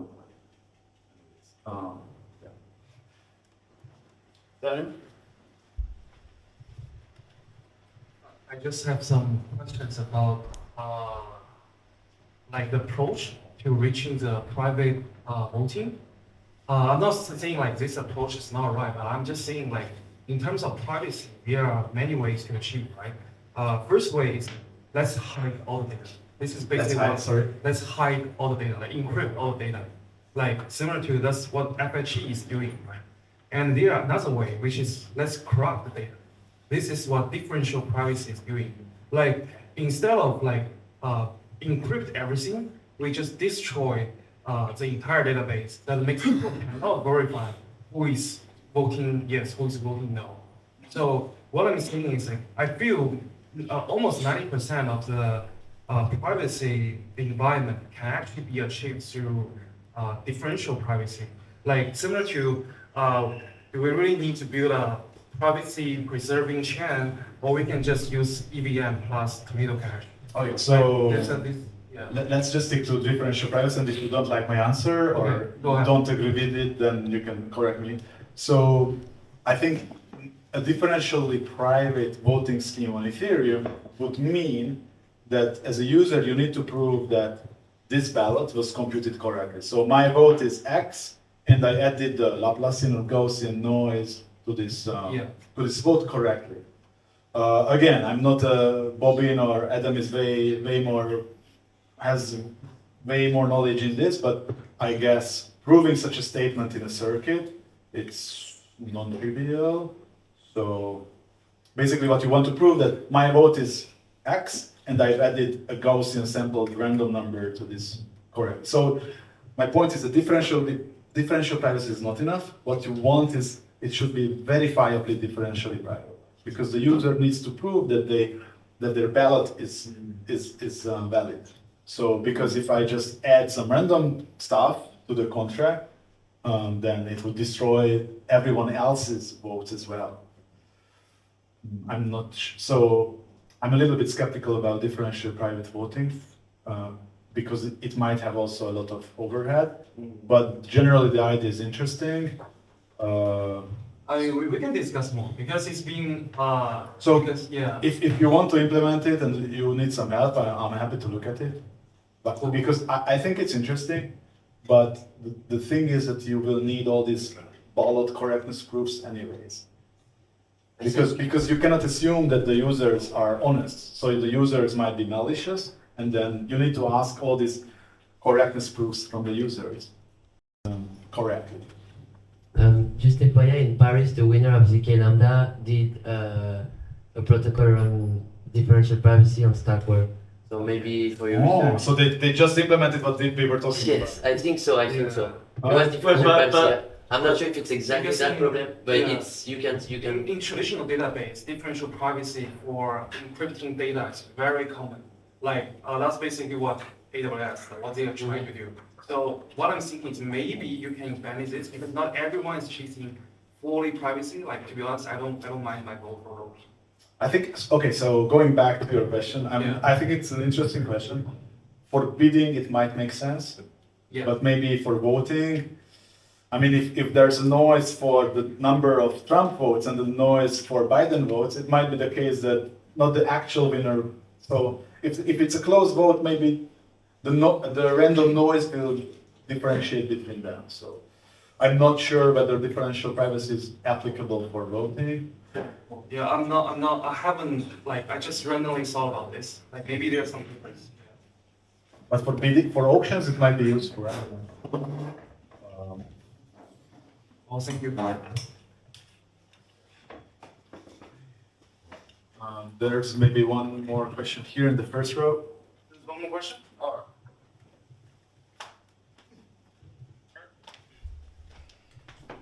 I'm just curious about this part because I've been waiting half the talk for this, but can you talk really briefly how you arrived at the everlasting privacy part? Okay, so maybe we can cut here and then. Is there any other question? I'm happy to explain. That's the only Okay, is there any other question? Because I don't want all the others to stay while they are already dreaming about dinner. But I'm super happy to answer. All right, great. All right, another round of applause for István.